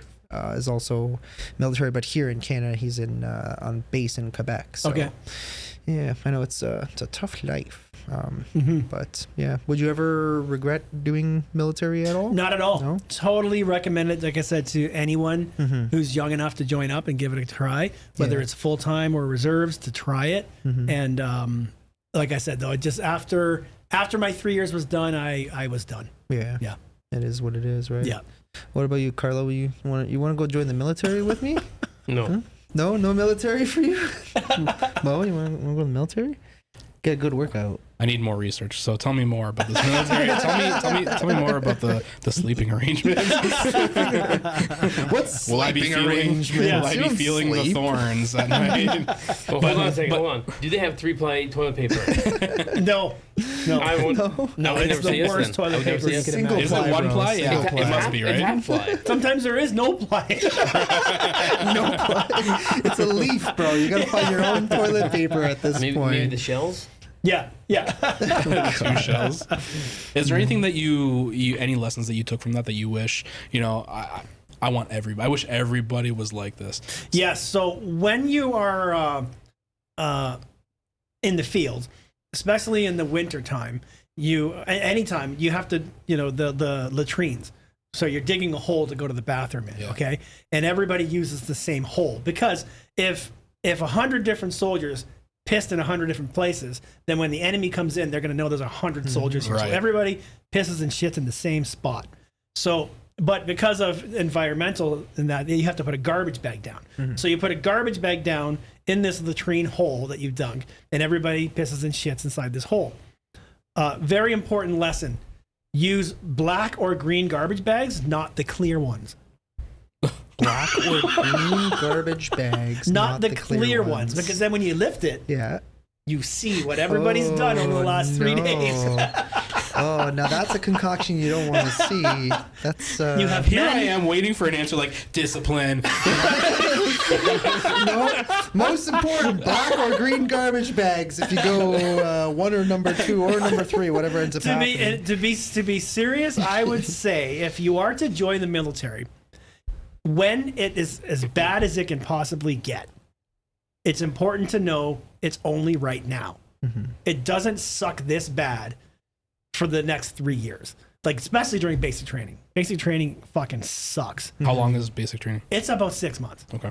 And, the instructors are doing a job. They're being this way to you for a reason. Yeah. It's their job. They don't actually think of you this way. Right. You're not going to be treated this way forever. It's only right now. It'll be okay in 6 months. And it's got to be partially weeding out people who can't Yes. stand. Oh, Yeah. absolutely. Yeah. Right. Yeah. Yeah, that's wild, man. Yep. So I guess back to exploring, since that's basically the main thing for both you guys. Pretty much.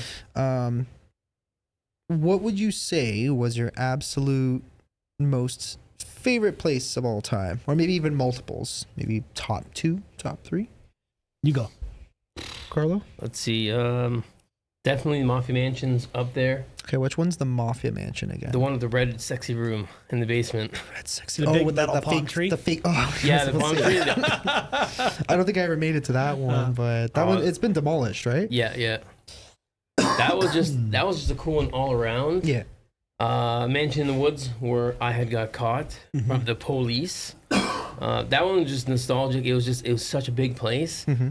There's a bunch of other ones too, like we did like a bed and breakfast out in I remember that one. where was that one again? Somewhere. Meaford, Yeah, I think? somewhere. I don't know if I can say that. I'm gonna say it anyway. It was in Whatever. Meaford. Too late. I mean, you get a little tip when you make it an hour and 20 minutes into the podcast. Yeah. That bed and breakfast. Yeah.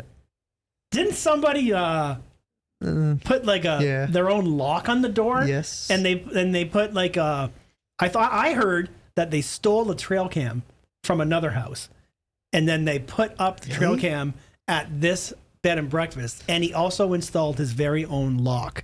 I remember on the door. hearing about the trail cam. I didn't know that they stole it from another house. Supposedly. That's what I heard. Supposedly. There was a trail cam, but it was fake. Yeah. It wasn't even a real one. Oh, okay. And there was a padlock and everything put in.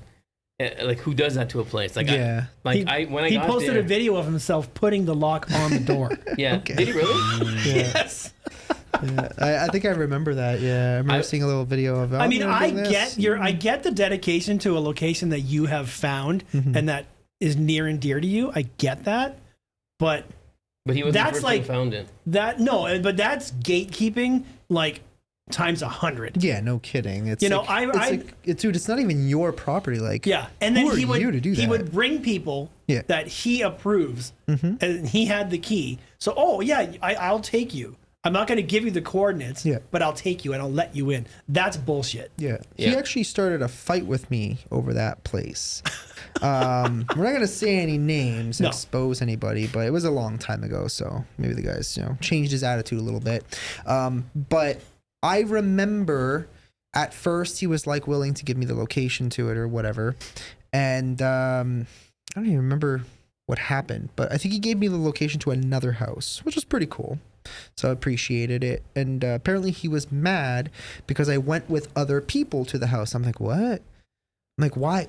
Why are you mad about that? Like, why? We were on a road trip for one. What was I going to make them wait up the road for me to finish doing my explore and then we'll leave? But you guys are not allowed to go? Like, that's just stupid, right? And it's other trustworthy people that, it was me, Mo, and Rennie. Like, who the hell does Mo even talk to that he's going to give away locations Right. to? The bed and right? breakfast that you're talking about, it was me and you that went there. No, Because I'm not referring to the bed and breakfast. That was later on when we went. Okay. So this was on the same. This was actually the first location we did when we were heading north towards Burwash. There was a location that we did in Wasaga Beach area that he gave me, and he wouldn't give me for some reason the bed and breakfast. And actually, I think it was because he claimed that it had been demolished. At the time, right? So he's like, "Oh no, it's gone. Oh, you should have seen the foundation or whatever. It was like really, really bad shape, so they had to tear the house down." I'm like, "Okay, no problem." But I didn't know that it hadn't been demolished at that time, not even close.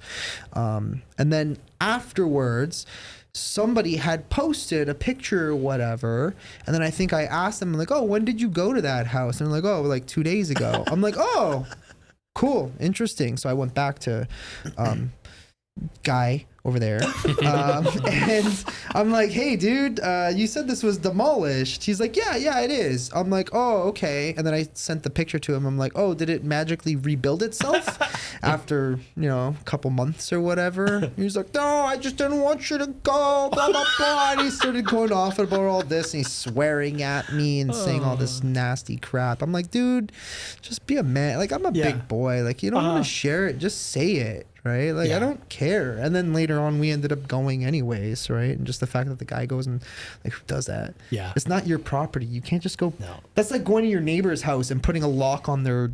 It's a total dick move. Right? Like, Yeah. it just doesn't make any sense. But. Well, it was a dick move. Right? Like, We know and that. I had to beef with that guy too.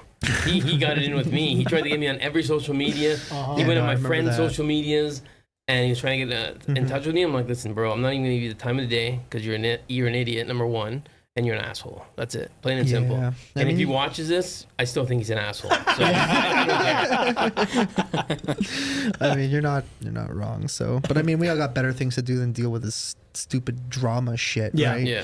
I mean, I even went into it about a different person with Ethan the other day about some of the stuff that goes on. And honestly, dude, like this whole community with the Urbex stuff and whatever is so dramatic. Like so much, it's like we're in high school half the time with some of these people, and it's just like, dude, they're abandoned houses That you don't own. right? You don't own them. Like, relax, High dude. school, you're giving them a little bit more credit. It's more like grade 3 stuff. Yes, exactly, right? Like, I agree. Like, no, you suck. No, you suck, right? It's like, dude, grow the fuck up. Yeah, what I said to I talked to Ethan on my podcast, which is on Freaktography on YouTube, also on Spotify, Yes. Apple Podcasts. Yeah, go check it out. It will be linked below. Don't worry. Anyways, I talked to Ethan about this on my podcast, and the one point I said that I've said this all along about this issue with Ethan, and there's a person who's always attacking him. Always. The person who attacks Ethan is in his 40s. I'm in my 40s. Ethan, when he started, was 18 years old. Earlier Earlier than Earlier, that. earlier. 15 or something. Yeah. something But like that. anyways, this guy has been attacking Ethan for the things he does and decisions that he makes as an 18, 19, 20, 21-year-old, Yeah. as a late 40-year-old person. You cannot, as a 40-something person, hold a 20-something to the same standards. That's right. Because I was doing the stupidest shit when I was an 18, Right. 19, 20-year-old Yep. that I'm not going to do right now. And I would never expect. Anyways, you cannot criticize Ethan at his age for doing the things that he does, whether you agree with them or not. Because when Ethan turns 30, 35, 40, he will be a totally different man than he is now.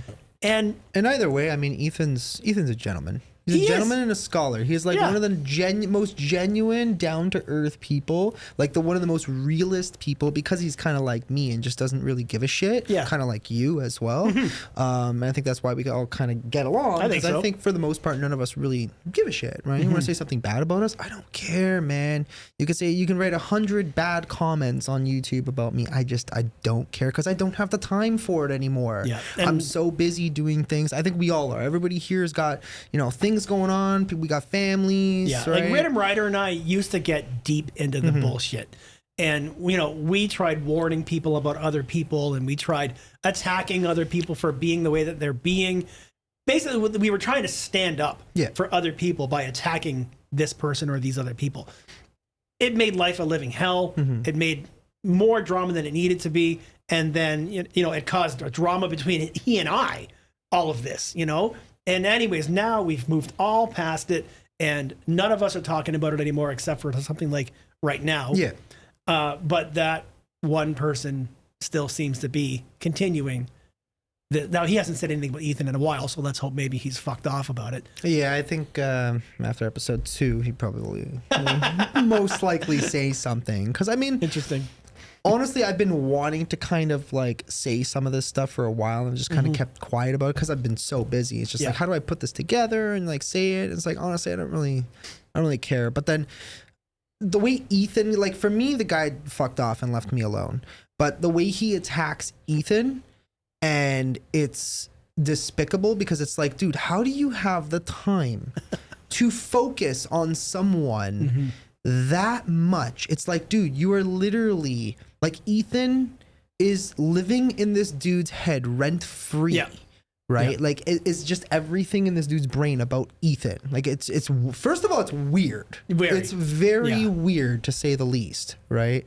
So, I mean, he's left me alone about it, but Ethan wanted to talk about it, and I was like, cool, I'm game. I Yeah. mean, it involved me, right? Right. So, I Totally. mean, this dude Yeah. tried to bring me down too at the same time. So, you an eye for an eye, tooth for a tooth, right? Or I guess in this case, we'll go for 2 teeth. Yeah. I whatever, right? remember when he tried to take you down. I was there that day. Oh With that with specific house? the specific mansion that we went to that was abandoned, but not abandoned clearly, right? Yeah, exactly. I didn't mention it, but you wanted to say it, so But that all stemmed from another house.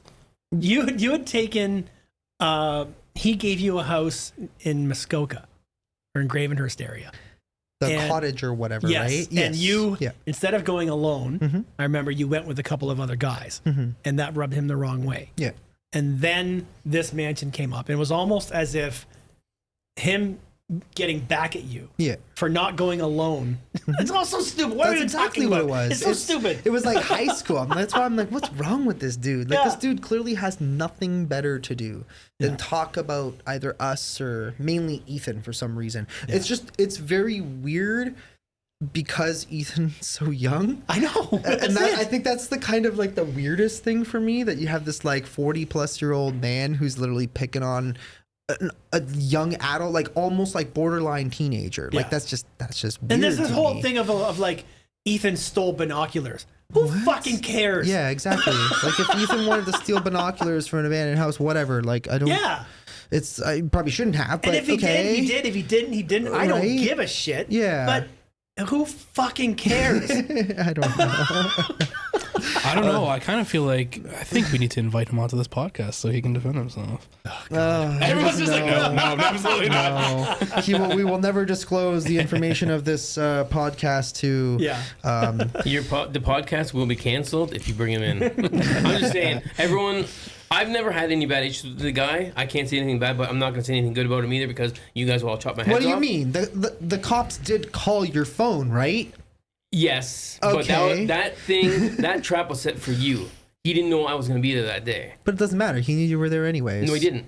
Well, he could have assumed that we didn't- were probably all going to go together, right? Because he specifically said to me, "Well, if Ethan wants the location, all he's got to do is ask," right? So I'm like, and that's exactly what he said to me. And then he gave me the location to what he called the Miser Mansion, which he later dubbed the Avril Lavigne Mansion, which I don't even know if that was true or not, but. Yeah, he clearly knew that if Ethan is coming with us, then the odds are is Carlo's probably coming on with us too. Because I mean, Carlo likes big, cool-looking mansions. So why the hell wouldn't Carlo come with us, right? It doesn't make sense. He knew that, right? He knew that there was an issue with the house and that it wasn't actually abandoned. He was setting us up from the very beginning. And that's while why- you have personally never had a problem with him, every single person you know in the world Yeah. has. Yeah. Yeah.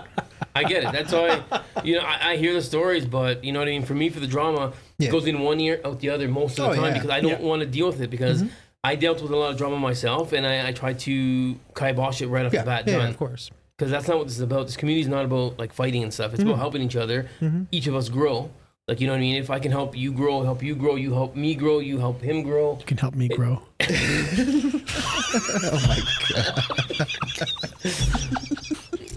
All right. Who needs to clean up their mess? I'll help someone grow. Who said it? Are those happy tissues or sad tissues? Oh my God. Well, when you grow, they're going to be happy. Oh my God. So Moving on from the drama. Yeah, moving on from the drama because it's just whatever. And honestly, like I said, I really don't care. It's interesting to talk about, and I thought it needed to be kind of brought up at one point or another. Dave, you didn't mention I don't think you mentioned what your favorite Explorer was of all time, or top two or whatever. I actually cannot Pick one. publicly say what my best Explorer of all time is. His best Explorer, you ready for this? Is my bum. I knew it. I knew this was coming. Oh my God. I was waiting for it.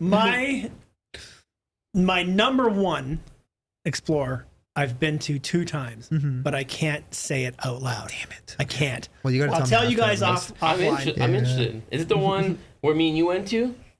Don't say it. Don't say it. No. You know what I'm talking about? I'm trying to talk about, right? You know No. what I'm thinking of? No. I know what you're talking about. Brick? Brick? Okay, leave it. We'll talk about it after. So, what is the best all-time Explorer that you've done that you can publicly? I mean, say? I would have, guess it would you be know number what? 2, right? I would have to say, when I did Nanacoke generating station by myself, Jesus. it was, See? Always by himself. Huh? Yeah. it was, well, what was supposed to happen was, I was already scouting Nanacoke myself to do it because I knew that it had closed down. I knew it had a security guard. and all I knew is that it was closed down. So I started going out that way and doing a little bit of reconnaissance and checking things out and like, casually talking to the security guard. And I was kind of doing my legwork to figure it out. Then while I'm doing this, two friends of mine, Bandit and Bad Peter, they post a phenomenal set of pictures from inside. And I'm like, fuck, they beat me. And of course they did, because they're incredible explorers. And so, again, I don't want to know a lot of information about how to do it. All I need to know is that it can be done. And luckily, I had a couple of guys toss me a little bit of information about what I need to know, basically, about security, where to park. The rest is up to you. So it was supposed to be myself, Rhythm Rider, and a guy named PK Dano. And so we had planned to go. Rhythm Rider got loaded the night before and broke a tooth. And he couldn't make it. Something came up with Dan and he couldn't go. I had mentally set myself up for this Explorer. The largest turbine hall in all of North America is what Nanticoke was. Wow. A massive hydro coal power plant. That was that one. I remember the photos. It was like all the controls or whatever. Yep. The control room with the lights, the buttons, the monitor still worked. Yeah. Big, long, yellow control room or turbine hall. Oh, so I had mentally prepared myself for this. So I'm like, I'm not backing out of this. I'm going to do it by myself. So I went, I parked. They had to park something like 2-3 kilometers away. Walk. You had to get under the fence. And then you had to basically wait for the security patrol to come around. They do it every hour. And then once they come around, you've now got about 45 minutes before he starts coming around again. So now I have to get myself to the incline where the coal excavator, not the excavator, but the conveyors. Okay. So they get yourself to the conveyors and you climb up one conveyor and then down and then up another one and then down and then up another one. I was fucking lost. I probably spent 2 hours trying to get myself into the actual building. Yeah. Then you're in the building and you're like, no idea where you are. Like the turbine hall could be up, it could be down, could be left, it could be right. So now I'm just in and I got to figure it out. I'm on edge the entire time because I know that there's probably a security guard inside and there's definitely one outside. But I don't know if there's one inside. So don't want to make a sound. And so, and you're in this place and if you kick a stone, it falls down 10 stories and it makes a noise, like everything is so loud. So I'm in here for, I don't know how long. And I finally find myself down on the main turbine hall, find myself in the control room. The control room has these massive windows that face the turbine hall. And you are 100% exposed. If the security guard was doing a patrol, at any moment he could have walked by the control room and saw me. I was so exposed. And anyways, I did this whole thing by myself and I was done, packed up my shit. Now I don't know where the fuck I am to get out. I had no idea where I came in from because I was just so excited. And eventually I found myself my way out. I'm outside. I'm using the cover of shadows to get myself across the coal field. I'm on this road. I still have like a 15-minute walk to get out of the perimeter of the property. I'm walking on the road. Oh, fuck, I feel so good. I did it. I look behind. There's a fucking truck coming behind me. Just turned the corner, probably like 100 feet behind me. So I'm like, fuck, there's a ditch. I don't know what's in this ditch, if it's water, if it's mud. I dove in the ditch, put my head down, cover myself, and slowly, this hydro security truck drives right by me. I'm like, fuck, don't stop.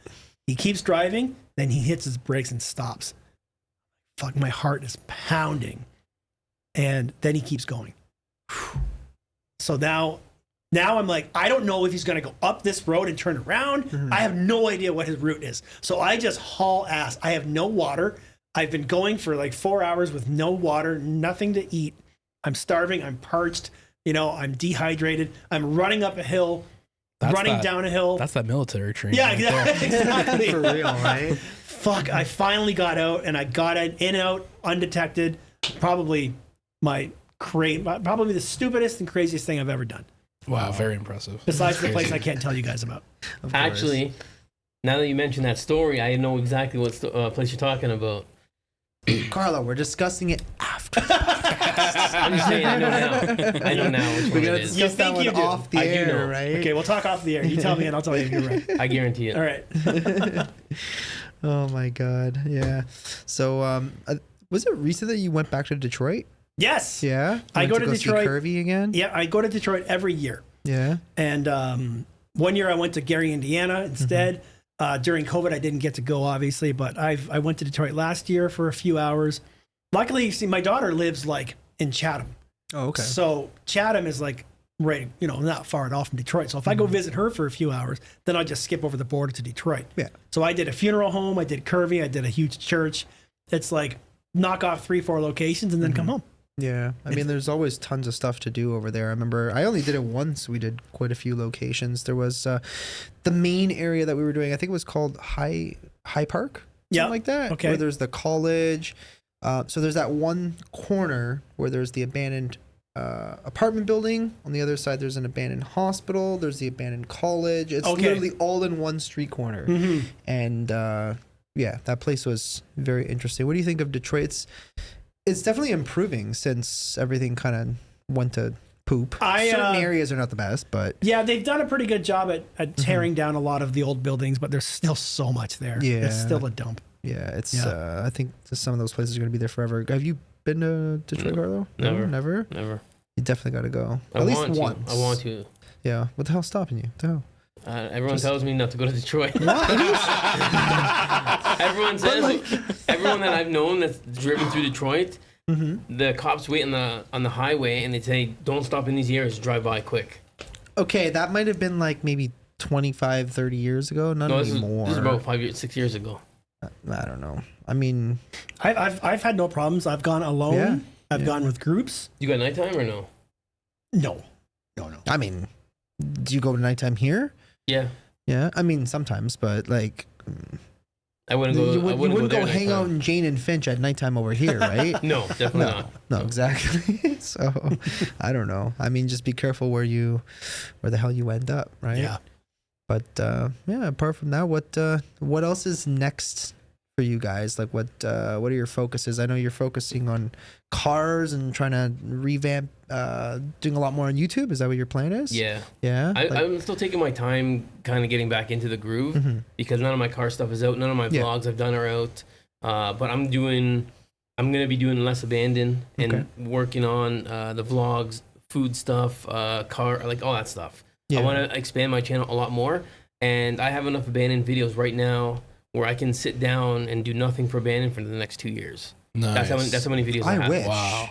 I fucking wish, bro. I There's still like, haven't even uploaded like the prison for women yet, and I was What do you and I was the mean? first one in there with you, Rhythm Rider, and D Dog. That was in 2017. And remember the dude, two I would be remember the two uploading mansions we videos did? every Yeah, day. across I never Yeah. uploaded those either. Yeah, Oh my god, you're insane. So you're So focusing. how often are you uploading videos then? well, right now I'm once a week, once every 2 weeks. Okay. Before that, I was doing 2 or 3 times a week, but I took 2 years off. Okay. So Got busy, right? Things Right. things right. happen sometimes. Yeah. So I had personal stuff going on, and it took me away from YouTube. Yeah. I'm back now, but I'm not back full time. I'm back where I'm only gonna upload when I want now, kind of thing. And like I want to get on a schedule, but there's still stuff in my personal life that I have to deal with, and I can't really commit 100% to YouTube. So I'm Yeah. gonna do it maybe. I'm trying once a week, once every 2 weeks, if that, at the most now. So slowly but surely, right? I think your first real road trip back was when we went, me, you, and Mo. We went to basically as far as South Carolina. Remember that? We met up with Lay. That was Yeah. like your first real yeah. big road trip since, and we did a lot. We Yeah. went all over the freaking place in a matter of how long were we in there? Like 2 weeks almost, Yeah, something like that. I think I think Mo wanted to go to Texas, but We couldn't Carlo make it. couldn't go out that long, and I'm just like, no, Mo, it's not gonna happen, right? But Well, I had to go back. whatever. I had certain things to deal with. So Yeah, so but we had a great time. That was We fun. did some really cool stuff. Like we got into like places that most people never go in South Carolina. Like because we had a friend that we were meeting up with. It was one of the people that worked with Mo on his show. Okay. And she was a medium, so she does like a lot of haunted stuff, kind of like us. And she was kind of like showing us a bunch of cool little spots, like local hangouts. She took us to the abandoned military base, the I think it was like a barracks or whatever building, which was really cool because we had literally permission from essentially the U.S. Army to go into this place, which was super cool. And it's also haunted, so it's got some like cool haunted history to it as well. Like you would never be able to do something like that. And then she took us to the haunted carriage house, and then I think we went back after that. We had a beach day. Remember the beach day? That was a good time. Right? The food out there was awesome. Oh, like the last place we went to, that barbecue place, was amazing. Oh, dude, I've been like everybody. I tell everybody that was like one of the best barbecue places I've ever had. And we went to Charleston, and we went to the what was it? The Brazilian. Yes, the Brazilian barbecue. And I said, guys, this is gonna be the best Brazilian barbecue you've ever had in your life. And was I wrong? No, it was good. No, it was the best. Delicious. Yeah, it was 100%. Absolutely amazing. And we even got to meet a crazy guy in the streets too. A crazy guy. Oh yeah. What was he talking about? I remember he was giving us this name, and it was one of the former mayors of Charleston. He kept saying this name. I don't even remember. Do you remember the name anymore? No, I don't. Oh my god, it was like it was funny. We have a vlog on it. It was just hilarious because he kept going on about this name, and then finally Mo was like trying to give him a couple bucks so he would leave, but he just wouldn't leave. He just like, and he was just trying to like follow us around. I guess he needed some friends, but whatever. What about you, Dave? What's next on the docket? What are your focus? So coming into the summer, I like to do a lot of. Obviously exploring is all the time. I'm going to do a couple of nights of backcountry camping. Not so much backcountry, but I'm going to Flower Pot Island in Tobermory. Oh, that place is cool. So basically, I've been, but I've never camped. Right. There's only 6 campsites. I didn't even know you can camp there. So you take the ferry across. Okay. And you basically book your campsite. And then at 6:30 p.m., the last ferry leaves, and you have the island to yourself all night. It's you and whoever else is camping there. But again, there's only 6 campsites. Right. So you have the whole island to yourself. When you say 6 campsites, are you talking like literally 6 tents? Or like 6 individual campsites? There's 6 individual. The island is not that big. No, like you can only put like 1, max 2 tents on a campsite. Oh, okay. So it's still pretty small. Yeah. So literally like a dozen tents on the entire island, essentially. And they're all kind of contained in the same area. Yeah. Like they're pretty far apart. And then you have the whole place to yourself until the first ferry comes in, whatever, like 9:30 in the morning or 11 and whatever time it is. So I'm going to do that. And then... dude, you got to make it like epic survival style. I might. Yeah. Guys, do you hear that? I think it's a squirrel. it's a dangerous squirrel. I did book a backcountry in Algonquin, but that would work. It's going to be a 10-kilometer hike to my campsite. Wow. Yeah. Nice. We did something like that too. So I remember when we went, did you ever hear the story about when Mo, Rennie, and I were supposed to go camping in Algonquin? Yep. We might have even invited you. And of course, it was the same thing because we knew Mo was not going to last. We were even surprised he lasted the night. Yeah. That was surprising. So, same thing. We were supposed to do, I think it was supposed to be like 20 kilometers, but we were going to do it like over, I think Rennie had booked it actually for the first night. But let me tell you, the spot where we camped was not the campsite that we booked. We just got very fortunate that we ended up at this random lake, and Mo was like, screw it, this is good. I'm just like, all right, cool. I got a couple of beers that I carried in my bag. That's about all I got. Yeah. So let's drink a little bit, Rennie, because Mo doesn't drink. Yeah. And then we just kind of like hung out the entire night. And then I think we were supposed to do it for like 3 to 4 days, right? And I told Reddy, I'm like, bro, you know this is not going to... If he survives the first night, that'll be an achievement in and of itself. It's just not going to happen. And he... defeated all the odds, and he survived one night. But let me tell you, we ended up hiking back to the car, and not to the actual original booked site. And that was pretty much it. So I've got. Hopefully, in a few weeks, we'll get Carlo and Rhythm Rider and I back together. Yes. The 3-ply mafia. Yeah, we'll do a 3-ply reunion. I'm also working on another documentary, which is taking a lot of my time. Cool. Is it on a person? Yeah, this one's about a person. It's about a guitar player from Hamilton named Bill Dillon. Okay. And so he's 72 years old. He's played with everybody you can imagine. Like who? Robbie Robertson, Sarah McLachlan. Oh wow, cool. Who just died? The dude with the hair, right? The dude with the hair. Am I right? I don't know. I'm drawing a blank right now. But anyways, he's played with so many artists from the 70s, 80s, 90s, That's 2000s, and he's a very accomplished guitar player. So I'm doing a documentary on him. So that's taking up a lot of my time. And obviously I'm getting out like once a month at least to hit some bandos. And it's not the most high quality content that I'm putting out these days. Like, talk about Carlo putting out, once a week or every 2 weeks. I'm doing like 1 or 2 a week, but it's all just low quality shit. Like I've In come terms to of like the actual location is low quality? Okay. both, because I found the more effort I put into editing a video, the less people see it. Okay. So why would I spend, an entire night with doing narration, voiceover, and transitions and all this shit when it's not going to get seen by anybody anyway? Yeah. So I'm having a bit of a struggle these days on YouTube. I'm not going to quit, but I'm just having a bit of a struggle in terms of.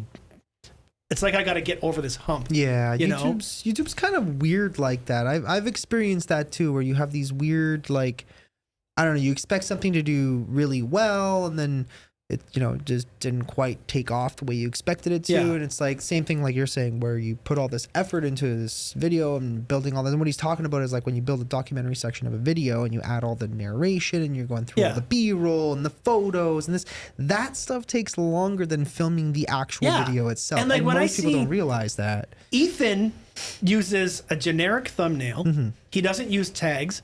He puts a 10-word description. And he's getting 5-digit views. Now he's got he's a younger guy, younger audience, different audience. But I'm just like my high season is like November to January.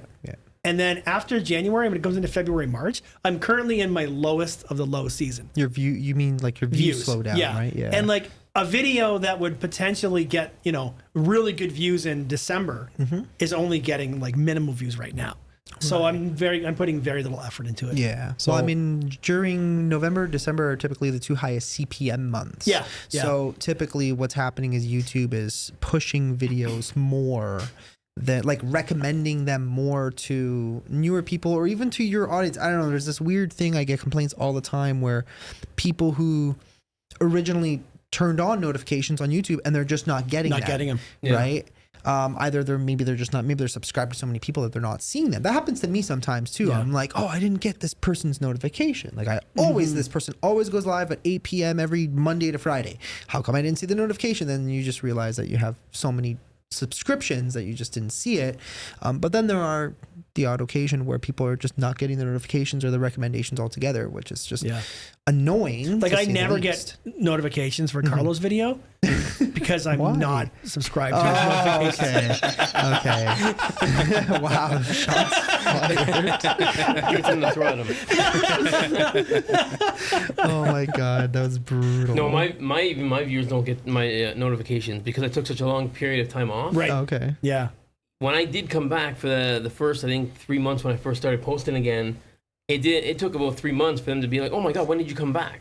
So it's there's some glitch in the YouTube right now. Yeah. So, for me, I don't think I've taken time off from YouTube in the last like 3 years. Yeah, neither have I think I've like the longest for me, and that's like pushing it, is like by the time I've got to like the 3rd day, it's like, I haven't uploaded yet. Oh boy, everybody's gonna be mad. Yeah, I even like when I go on vacation, I actually schedule my videos. Like if my wife and I are gonna go to Dominican Republic for a week and a half, I'll like do 2 videos and then optimize them and then upload them and schedule them so that I don't ever miss. So it's always like 1 or 2 a week every week. Yeah, sometimes I do that too. Sometimes if I'll try and edit like 2 videos ahead, so that way I can just literally hit. I don't like scheduling because the once or twice that I did it, I've managed to screw it up, and then you end up uploading a video at 2:30 in the morning when everybody's asleep, and you're like, why did this video automatically, I swear I hit PM, Yeah, right? Not yeah. AM, what the hell? But then all of a sudden you've realized that you've uploaded the video by accident because you scheduled it and you either scheduled it in the wrong time zone or whatever the hell it was. So now it's like, I'm very particular. I have to physically sit there and switch the video in my YouTube studio to public, Right. hit the save button and let everybody, get that notification, hopefully. Yeah. But yeah, YouTube's kind of been weird these days. I've noticed, even if you guys like look back at your older views, you're like, some of your stuff, like, I mean, okay, I get it that the locations were very different back in the day. There was like mansion galore back. You had the mafia mansion and this mansion and drug dealer mansion and all those crazy places that you guys used to do, and a lot of those don't exist anymore. Yeah. But even still, like, the algorithm's weird. Sometimes it seems like it favors certain people. Totally. And like, I see it with even my friend Brent, right? Oh. Even he, like, when my friend Brent TV took off, I don't know if you know who he is. No. He's the SpongeBob popsicle guy, Okay. right? So he's like pretty well known these days on YouTube, right? Yeah. He went from 1,000 subs to 2 million subs in probably, I don't know, what was it, like 3 months, Jesus Christ. 4 months, Wow. something like 2 that. million? Really? Something like that, yeah. Yeah. Now he's at over 3. Holy crap. Yeah. But And even they his mainly came from mainly came from shorts, essentially. Yeah. So he did Fuck shorts. Listen, Shorts work, though. I gotta talk about this. When YouTube monetized shorts, I did a test. It was, what was it, in February, March, whatever month they decided that this is when we're gonna start monetizing shorts. I did a short every single day. Okay, and I tried to do new content, or like repurposing of old. I went way back into my archives and I did a 1 minute short every single day of the month, and nothing picked up except for one. just one. One. How many? And How many did you do in total? I did 31 shorts. I did one short every day. Wow. And I optimized them. I published them properly. The one that did well, it was this house in London that I clickbaited it that it looks like Elvis Presley's Graceland. Oh my I was God. totally riding off the balls of the Elvis That's Presley movie. amazing. And it picked up right away. Yeah. And all of a sudden, everybody that's interested in Elvis Presley starts watching this. I made $4. Yeah, shorts do not pay. Hang on. I'm gonna bring up some of mine because I've had some big ones since they started actually properly monetizing them. Okay. Let's see. So while you're looking that up, what I'm going to say is the other problem that I have is with YouTube. My YouTube will only let me have one well-performing video at a time. Okay, so if a video all of a sudden gets picked up and it's getting really, really good views, high hourly views, then all my other videos go down in views, okay? And what was happening was this 1 minute short of the fake Graceland mansion was taking all my views. So a video that would normally be getting massive views every hour got bumped for this stupid 1 minute Graceland short that I made $4 on. So I took it down because it was stealing all my other videos' thunder. Yeah, I don't know. I find weird stuff like that sometimes too. But I got massive subscribers from it. Right. That's one thing that you were telling me about, is that Right. the subscribers is probably the thing that is the most worth it coming from the But shorts for you. my 100%. revenue did not change with the Even increase with the in new subscribers. subscribers, right? Yeah. You know why it didn't work for you? Wasn't UBC certified. Okay, Carl. That's a UBC certified. I think So- it's got to be because Shorts viewers are a certain type of person. Shorts Yes. viewers, Yes. TikTok, Reels types of people. Yeah. They're not the average person who's going to sit and watch a half hour, an hour long form video. Right. So they're not converting over to the videos that you want them to watch to make the money on. Right. That's exactly it. So they're watching, they flip through that one time, they subscribed. Yeah. Some of the, it's interesting because Brent's blew up on Shorts and managed to maintain a consistent following. Right. But we have to remember the way we do our videos are typically longer. Yeah. Right. So Brent's videos are kind of like between 8 to 12 minutes. Mm-hmm. I mean, there's only so much time you can push opening up a SpongeBob popsicle or mining some sort of toy, Yeah, right? yeah. And even Brent to this day has told me many times, he's like, I don't know how this happened. Like, I can't figure it out. Like, how did I get this lucky that I'm doing this well on YouTube? Like, it makes no sense. Right. Right. Even him, he's like, he's been trying to figure it out. And then sometimes he'll do videos and they do really bad, or sometimes he'll do some videos videos that take no effort and they do really, really well. Yeah. And he's like, I just can't figure it out. I'm just doing my thing, and this is just what happens. Yeah. Right. Yeah. But yeah, so one of my top shorts, one of my most recent top shorts, I don't even remember when I uploaded this. It's got 380,000 views. I gained 3,300 subscribers from it. I made $39. $39. How many views again? 33,000? No, it's What'd you say? 380,000. Yeah. Fuck. There's one that I have that got, my most viewed got 848,000. And this was a combination of being before monetization with shorts. I mean, they were already still technically monetizing them, but it just it would hit like a certain number, like $5, and then it would peter off, and then you just wouldn't make anything for some reason past that, and then they monetized it later. So I gained, out of 848,000 views, I got 4,100 subs and made $30.56. Jesus. $30. So people who think that like we're going viral on these shorts and they think that we're making like some real money, like it's nothing. Like you can't even go for dinner with, so you can have McDonald's, right? You can afford McDonald's after For that one shit. meal. And then it's like, you know, like at work, if you perform well at work, you get an increase in salary.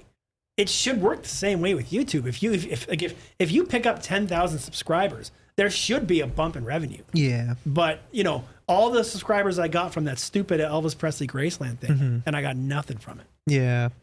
I feel like, so when it comes to shorts, it's like you got to do a lot.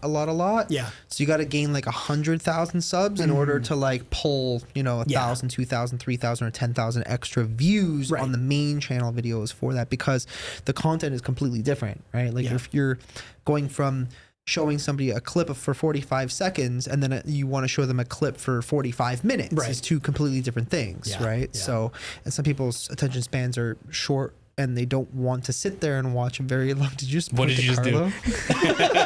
I just pointed at Carlo and I said short attention span. I didn't say short in height. I'll throw one of these cameras at you. Oh my god! But yeah, I don't know. YouTube has been really, really weird lately. Yeah. There was one thing you wanted to point it out, right? A certain video that you saw. Maybe. Oh, I was looking through a bunch of them. I one thing that quickly grabbed my attention on one of your videos was Batman. So I was looking at the what is it? Abandoned church using Batman versus Superman. Yes, curvy. So when they filmed Batman versus Superman, they filmed it in Detroit, and they used a whole bunch of abandoned Detroit buildings, and a very quick clip from one of the fight scenes. Can I guess? You watched the movie, right? So you know what I'm saying. So is it at the very end when he's doing the Martha standing above? Is it when I don't know. Batman's okay? So I don't know. Tell me about it. But what's funny is that if you know Detroit abandoned buildings, and you watch the fight scene, they're fighting in one building, and then they push through a wall, and then they're in another building in the other part of town. Yes. Oh, that's funny. It's crazy. And so there was a scene in that church, and they got a bit of an influx of cash for that. And then I had gone to that church in 2016 after the movie came out, and they were redoing the roof, and they were doing a bunch of renovations inside with the cash that they got. But then whatever happened, they ran out of money, or they sold it, and now it's gone to shit again. Or maybe somebody stole the money. Yeah, something. I don't know, man. I remember, when I went to Detroit, we tried to go to that exact same church, and there was people working on it outside. We're like, damn it, man! I really wanted to do that. Yeah, well, they let us in. Like the construction. Yeah, the construction workers let us in. Oh yeah. And that was the second location in Detroit that day that we asked permission to come inside. Both of them were used in Batman versus Superman. Yeah. And the construction workers just said, just come in. Just you can't go into this level. Just be careful. And yeah, because I remember in your it was your recent clip on Instagram or something that you were like mentioning how bad the floors were. so bad. So what was it like? They were about to like cave it. Like you can feel them buckling under your weight. Yeah. Oh boy. So bad. Oh, that sucks. Like there's stupid decisions I've made, and some of the floors I've stepped on. I've done the same thing. I remember. Okay, I think we both done the same place. I think probably us two and maybe James were probably the only ones to ever actually do this location. There was a big abandoned school. We'll call it the French Hogwarts School of Canada. Do you remember? It's been abandoned for like 50 years or some shit. Oh, I know where you mean. You know which one Yeah, I'm talking I know about, what you're right? I just don't talking want to about. say the Yeah, name. yeah. I don't even remember the name of it. I don't Me even remember neither. exactly where it is, Yeah. but Yeah. that place, first of all, was disgusting, Mm-hmm. right? There was literally mold growing on top of mold. so I've never seen anything like this. We didn't stay there very long because it was so rough, Yeah. and it was the middle of the night, and it was just kind of sketchy. But do you remember the floors in some of the rooms in that building was kind of like the same? I remember like walking in, and as you're walking in, you feel like the floor's starting to sink, so you start slowly backing off. Wow. Yeah. Yeah, and it's like, if I walk any further into this place, like I'm going Drop it right down. Yeah. There's no way. And I think also the Paisley Inn.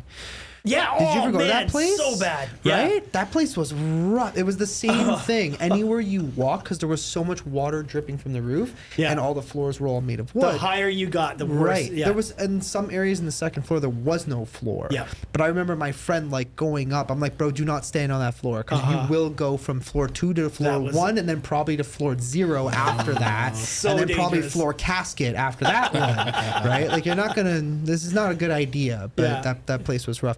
And then the Paisley Inn. Did you hear what they did with that?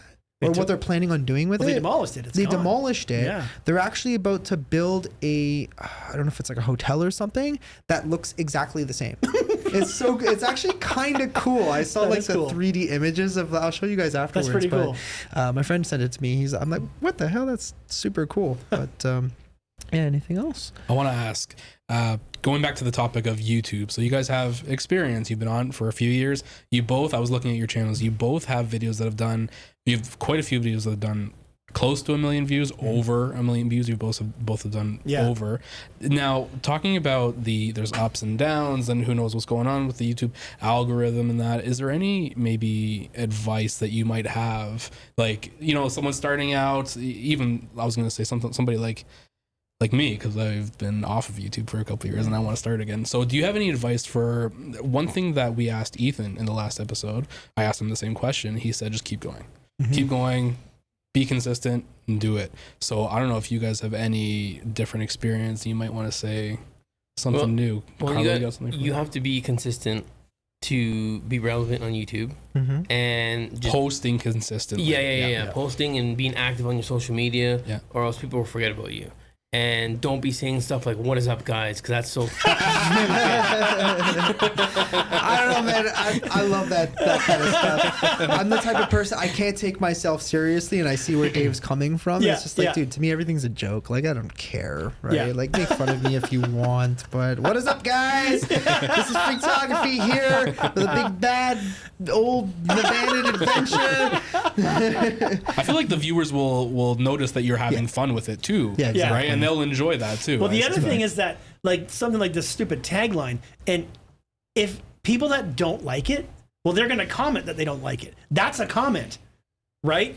And then that draws another comment. And now you've got comments of people who don't like what you're doing. Right. Well, now you're just being seen by more people, right? Like, I did a house once that was an abandoned house, and it had a fire smoke detector chirping in the background. Oh, boy. Everyone got mad at me. But as if you could do something about that. Yeah, well, no, but they're dude, like, it's completely out of control. how can you say this house is abandoned when the smoke alarm is chirping, Oh my god. right? So everyone, Batteries exist. yeah, everyone was commenting on that. So I got like thousands of comments, which made more views, which told the algorithm that people are commenting on my video. Right. So say stupid shit. Right. What I'm taking from this conversation is annoy all of your viewers. Yes, That's yes. what I'm learning. Okay, got it. Thank you. I would say, yeah, the whole consistency thing is one thing, but don't have any expectations, because a video that you have no idea will do so well. Like Carlo's 1,000,000 view video of this fucking moldy drug dealers time pool. that the one with Abandoned the- dealers, the- 1970s weird looking house with indoor pool and sauna. You know what? But you know what I think really made it so successful is your red hair with Exactly. the shave down the center. What I love color? that. What color is your hair right now, Carlo? No color. You have no color in your hair. No color. I don't think I there's see been some a. gray. I mean, Yeah, but I have to deal with guys like him. No, but that's it. Like, you have no idea what's going to work, you know? And I'll put up a video and then for the first week it does nothing, and then a week, 2 weeks later, all of a sudden it takes off. And I've had a video stay taken off for a year, and then it just dropped for no fucking reason. It just dropped. It's like YouTube's got this weird. I noticed this with my shorts, especially because none of my main channel videos get recommended that much. Right. I have had some videos like recently. There was like 5-6 videos in a row that all got like 50,000 views plus, which is great. Whatever. But what I noticed was with the shorts system, it's so weird. One will get recommended, and then all the other ones also get recommended. Not as much. Yep. But they all simultaneously kind of get recommended. So for me, I just kind of use shorts as like a little teaser for the videos, whether it's like a past video or a video coming up, whatever. I just kind of put them out there and, you know, pull in a few extra subscribers if somebody wants, if they like what they're seeing there, they might want to watch the full version, right? So I just do it for whatever. It does help. Right. I mean, I had like one recent month where I gained like 5,000-6,000 subs just in 1 month, and most of them came from shorts. Right. Yeah. You're not going to get rich quick off of shorts, but I mean, that's YouTube's definitely not a get rich quick scheme anyway. So is what it is. Yeah. The other thing I would say is I like to say that I've invented a cartoon character version of my real self for my YouTube channel. So the me that you're seeing on YouTube is pretty much me, but maybe like on drugs or something. More animated, like that type of little bit of speed, right? Yeah. And so definitely say what is up, guys, as much as possible. Make your subscribers mad and angry, and make them not drop comments. Got it. I'm taking notes. I did steal that from him. That whole thing came from him. Because because his videos, he would start his videos, what is up, guys? And then, so here we're in that asylum that night, and this is the weekend that he convinced me, because I used to hide my face, right? I never showed what I looked like. And he's like, you got to come out from behind the camera. You got to start doing videos, start talking. And so the first thing I'm doing from watching Carlo's videos is making fun of him. Hey, what is up, guys? What is up, guys? And so Rhythm Rider and I both started doing it at the same time, and we started our videos as a joke, saying, what's up, guys? Being funny. And then it just fucking turned into what I do.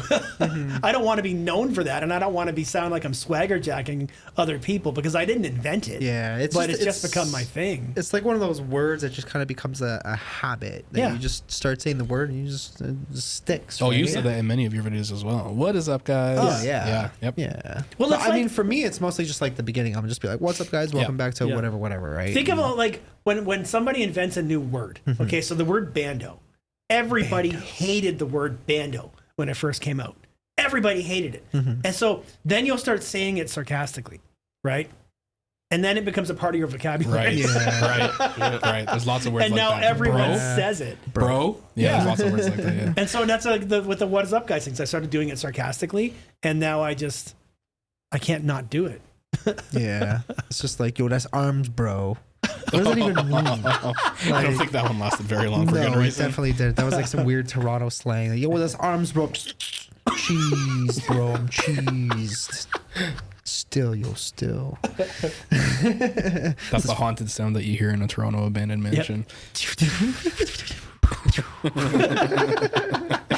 Alrighty. All right. Yeah, believe it or not, we went 2 hours and 11 minutes. Oh my God, that's a long podcast. Yeah, 2 hours. It says it right there. You can see it past on TV. Carlo's Bottom bedtime. right. Bottom right. Yeah. Bedtime. Yeah. We got cuddle. I'm going home. I No, can't cuddle Yeah. with you. So I think that's going to be it for us tonight. It's been a blast. Thank you to both Dave and Carlo for coming out. It's been a lot of fun. Go and check them out. I'll leave their link down in the description below. Freaktography on Facebook, Instagram, Reddit, my website, YouTube. Did I say YouTube? Instagram, TikTok, Patreon. Patreon, Buy me a Ko-fi. Yeah. I may or may not be reading off of your YouTube page right now. Oh my god, that's funny. Do you have a Tumblr? You want to show out your Tumblr? I do, but I don't use it anymore. Okay. I don't think anybody uses He Tumblr sends those anymore. pictures directly to Carlo now. Right? And and then thank you to Carlo for joining us. Thanks for having me. Yeah, Carlo And Paolozza on screw YouTube. this guy here. Screw this guy here. What channels are you on? Everything that you're not. So just follow Freaktography on Facebook, on YouTube, on Instagram. Yeah, can you guys follow him? Because you know what I mean. I took 2 years off, and he still can't pass me. Oh man! Shots fired! Oh my god! Carl got the last Damn. word for sure on that one. Damn. Holy moly! Yeah, well, I just like to point out who the hell is ahead of both of you. I don't know, like 130, I 108,000. think. No, 108, I think. Yeah, you're way Something over like 100. that, so. Yeah. I'm surprised everyone hasn't passed me in my 2 year absence. I'm surprised everyone. I passed you. We're talking about. No, I know. More should have. Ethan should have passed me by now. He's almost there. Yeah. He should have passed me. Rhythm Rider should have passed me. Yeah. Because they were all still Yeah. doing very well while I was gone. Mm-hmm. Yeah, but you And- swung off Moe's nuts for 3 years, though. No. What do you mean? The YouTube algorithm was doing good things for Carlo back in the day, right? Well, back in the day. Yeah. And I fell off. Yeah. When I left, I was probably one of my best times. Yeah. But Yep. with Should have never personal stuff, stopped, but Shit it happens. happens. It happens. What are personal you stuff gonna do, right? happened, and that's it. I couldn't put YouTube as my first Honestly, thing. family over YouTube any So, day. definitely. So, whatever. But yeah, also we got Moshi over here. Go and follow him at Moshi. Was it comma? It's Moshi, comma. I'm never going to remember this, but I've got to get that fixed. It's Moshio on Instagram, on YouTube mainly, and more is coming. And I really want to thank you guys for coming on. Thank you guys for both being the first pair Yes. guests that we've ever had on Yeah. our podcast. It's very the exciting. first The Brumple? deadly duel. The deadly Oh. Good one. Yeah, thank you so much, guys. And of course, you guys know me on YouTube, Exploring with Angelo. If you guys are new here and don't know me, go and follow me as well there. And on my second channel, Angelo TV. And subscribe here as well. Smash the like button for, I think I'm like halfway to wasted with, if you guys have been hearing like a random ding, if you guys are going to be on the podcast, just get used to it because, if I'm sitting here, I'm going to be drinking something. So, again, smash the like button, subscribe if you're new, turn those post notifications on. Also, go follow us on Instagram and Twitter at the. What is our Instagram? Brave Twitter? Podcast 00. Right, Brave Podcast 00 on Instagram and Twitter, and we'll see you guys next time. Peace. Thanks for watching. Thanks.